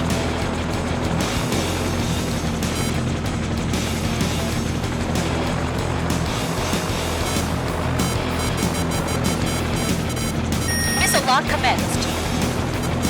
Missile lock commenced.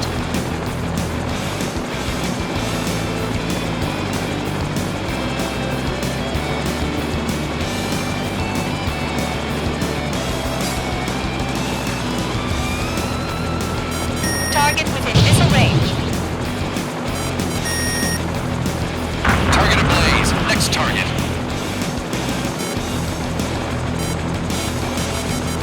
Missile lock commenced.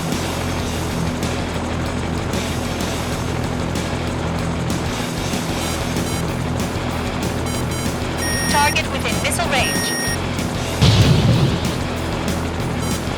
Target within missile range. Direct hit. Next.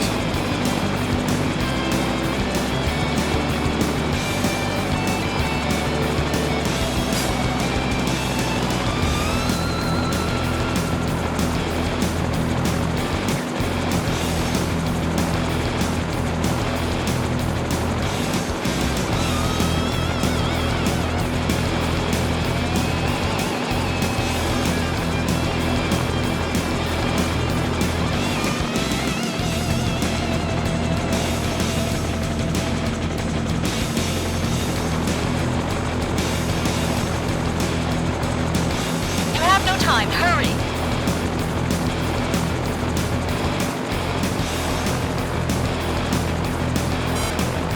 Target within missile range. All targets destroyed. This time was okay. Come on.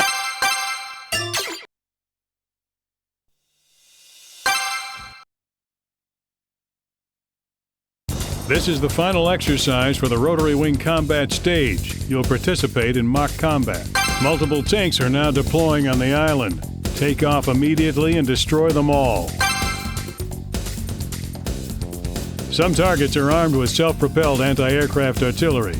Use the surrounding hills and approach without revealing your position. Then attack.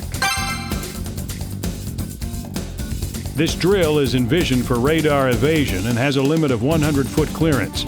Maneuver at low altitude and be careful not to crash your aircraft.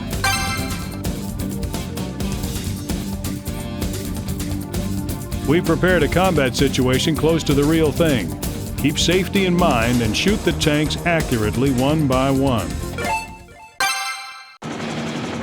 Commencing simulation. Take off and head for the attack. Your altitude is too high. Be careful.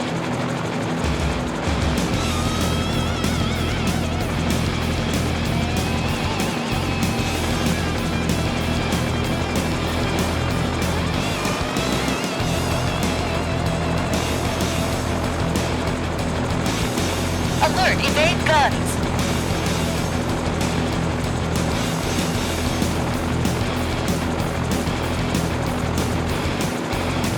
Alert, evade guns.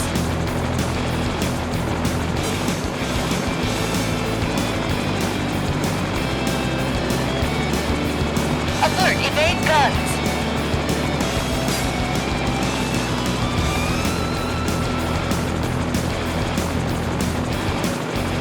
Alert, evade guns.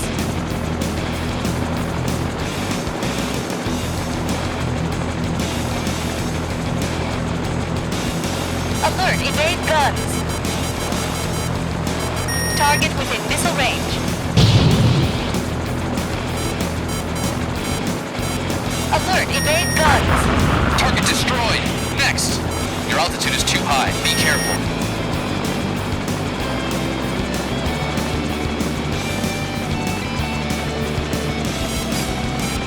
Target within missile range. Target destroyed. Next. Your altitude is too high. Be careful.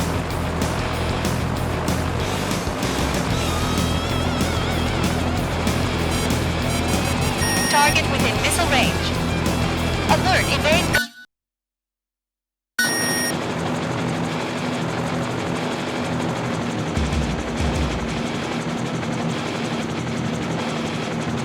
Alert, evade guns.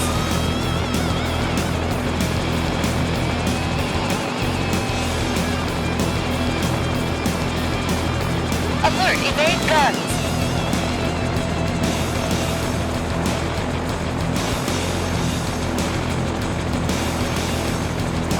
Alert, evade guns.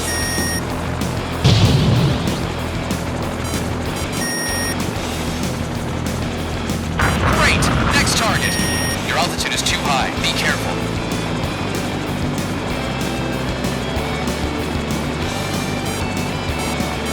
Target within missile range. Alert, evade guns. Target destroyed. Next. Your altitude is too high. Be careful. Alert, evade guns.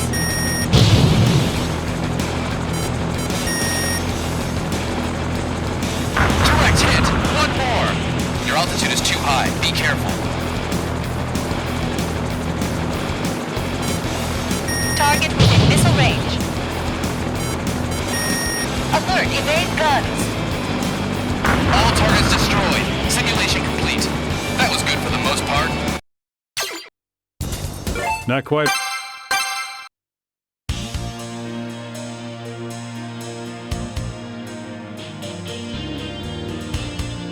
Excellent performance.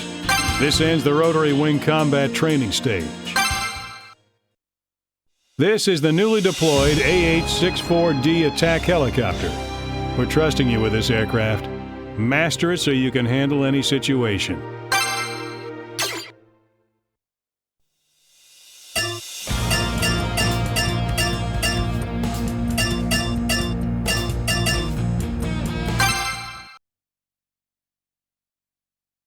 Now you'll train for Vtol piloting with the AV-8B vertical takeoff and landing aircraft. First is hovering. Increase engine output to 97% and ascend vertically to 300 feet.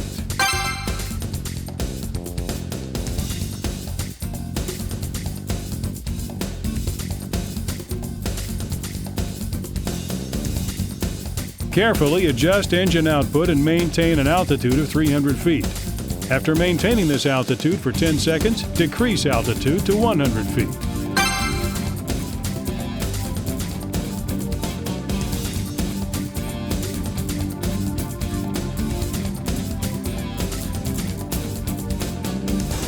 Carefully adjust engine output and maintain an altitude of 100 feet.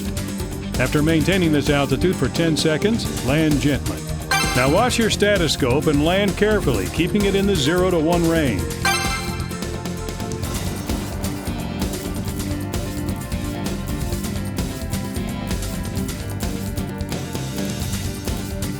Training is completed. Vertical takeoff. Raise engine output to 97% and ascend to 300 feet.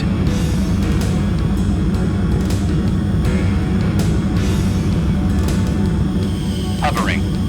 Adjust output gradually and maintain an altitude of 300 feet. That's it. Maintain altitude. Descend to 100 feet.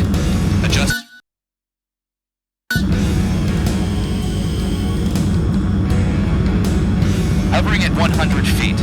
Don't land yet. That's it. Maintain altitude. Vertical landing. Adjust output.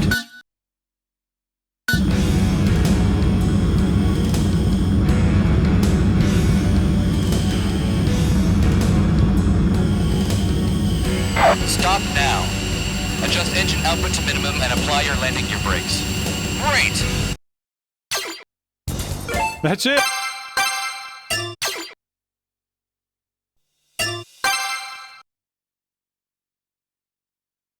You will now practice switching from hovering to level flight. First, increase engine output to 98% and vertically ascend to 500 feet.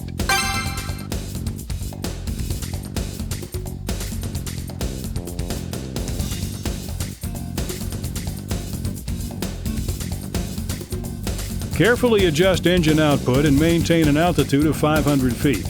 After maintaining this altitude for 10 seconds, raise your landing gear.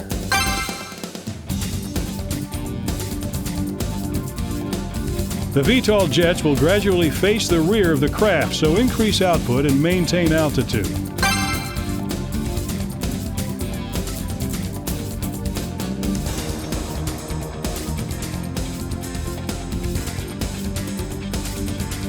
Fly level to the end of the runway at the same altitude. The exercise ends here. Vertical takeoff. Raise engine output to 98% and ascend to 500 feet.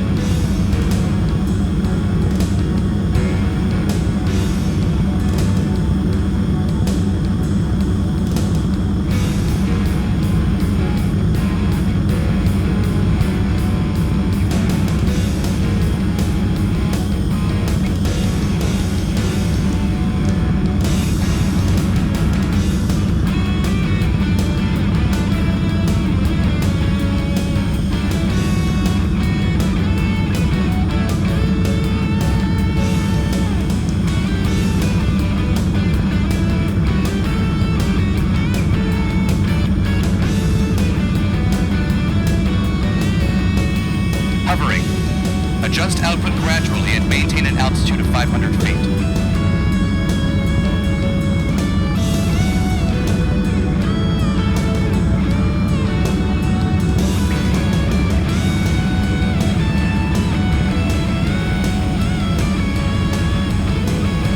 That's it. Maintain altitude. Raise landing gear and turn your thrusters back.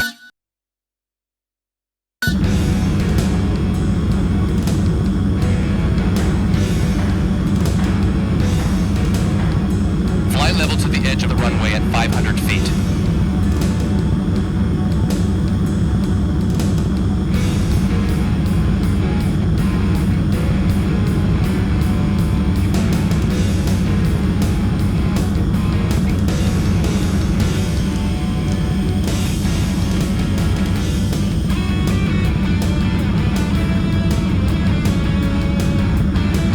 That's it.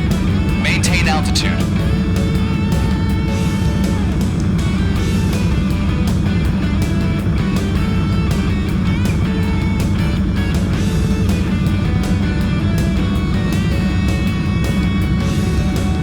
This time was okay. Come on.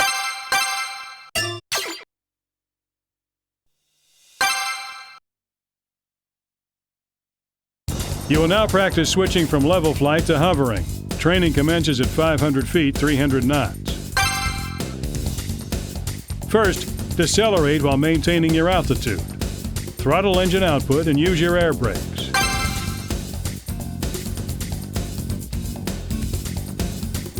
You'll have to raise the nose gradually to maintain your altitude. Decrease speed to 250 knots and drop the landing gear. The jets will switch over to Vtol mode. In Vtol mode, speed will fall greatly and you won't be able to acquire lift. Gradually increase engine output and hold your altitude by hovering.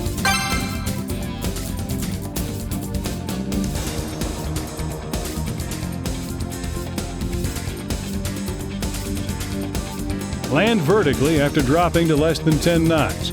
Your craft's posture should be straight and level. Adjust output and land gently. Keep an eye on the status scope.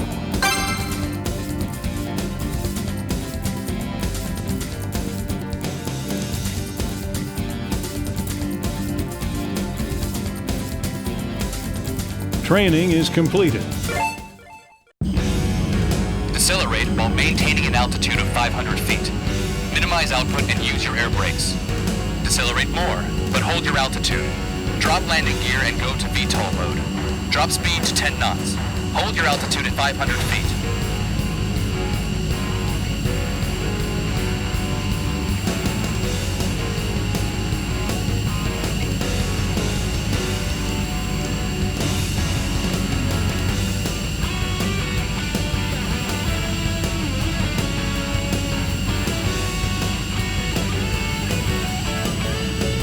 Your altitude is too low.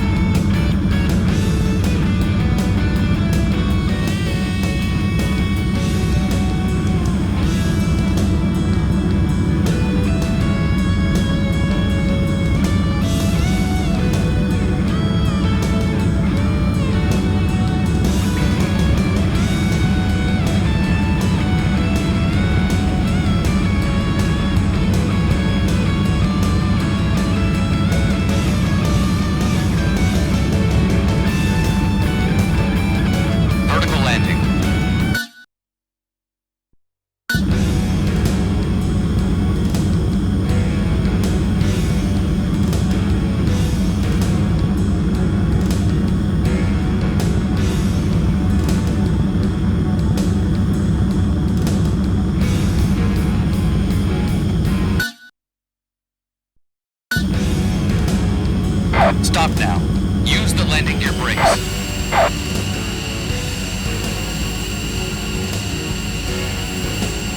This time was okay. Come on,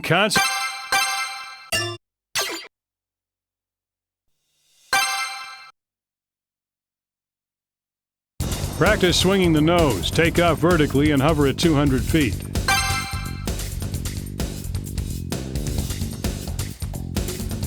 You can rotate the craft's direction horizontally by operating the rudder controls.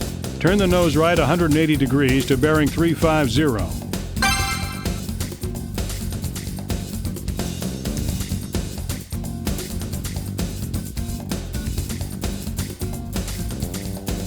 Watch the tilt of the craft while swinging. Make sure the whiskey mark lines up with pitch 0 and watch your left and right tilt. You will change position if you don't hold the craft level while turning.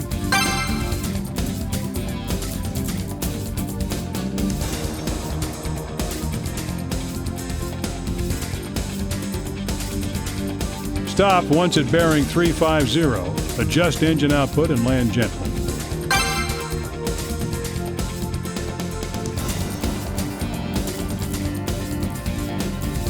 Training is completed. Let's practice winging the nose. Ascend to an altitude of 200 feet.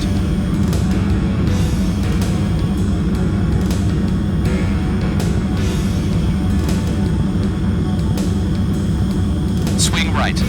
Change nose direction to bearing 350 with the rudder. Maintain an altitude of 200 feet.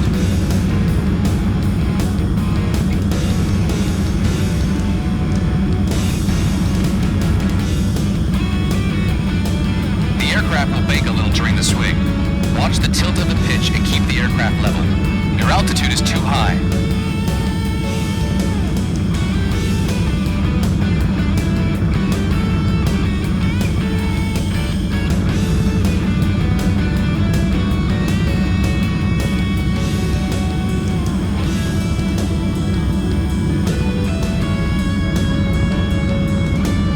Land. Watch your descent.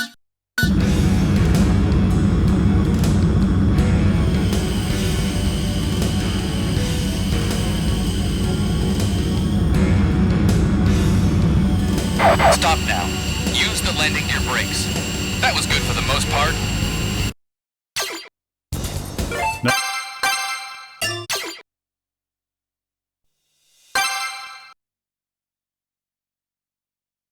You finally reached the end of Vtol training. This time you'll train in parallel displacement. Lift off vertically and hover at 200 feet.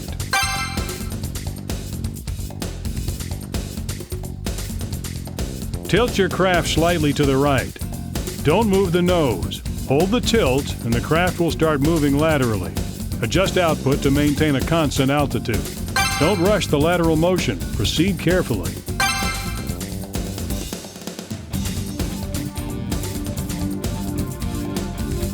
Your goal is to land on the runway to your right. When you're halfway, roll in the opposite direction and tilt the same amount. You will decelerate slightly, so adjust to halt smoothly in midair above the pavement. Also, watch your pitch if you move back and forth. This will happen if the whiskey mark doesn't show 0 pitch.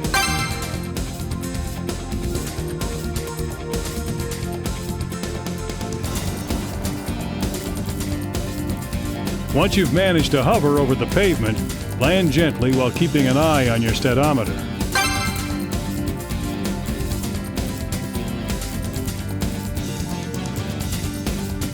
This completes your basic Vtol pilot training. Master these moves and you'll be able to respond to many different situations. You have to practice if you want to get better. Understand? Let's practice hovering and moving. Ascend vertically to 200 feet.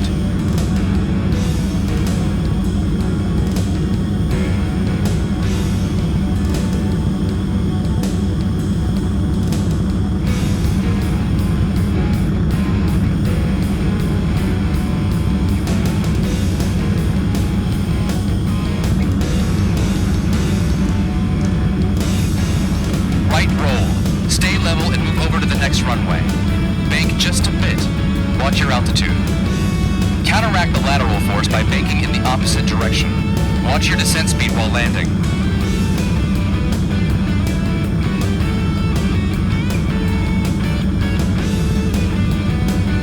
Hold 0 pitch, or you'll waver back and forth.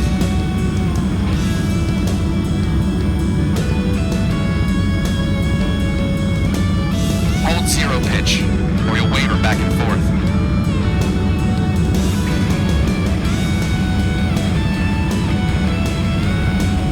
Hold 0 pitch, or you'll waver back and forth.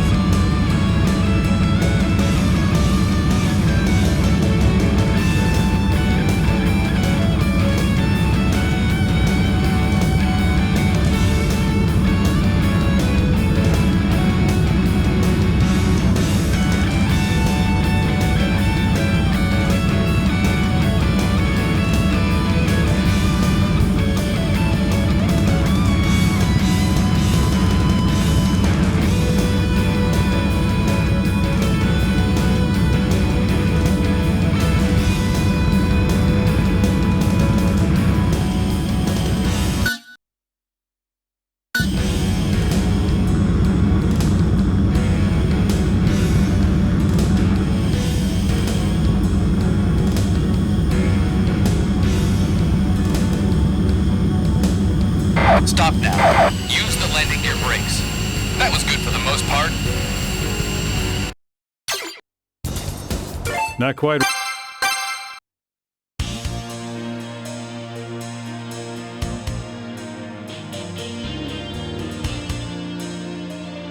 That was an acceptable performance. Starting to get used to the Vtol? The Marines you trained with say you've got guts. They said you can use the AV-8B you flew in training when you want. Seems you've made some good friends.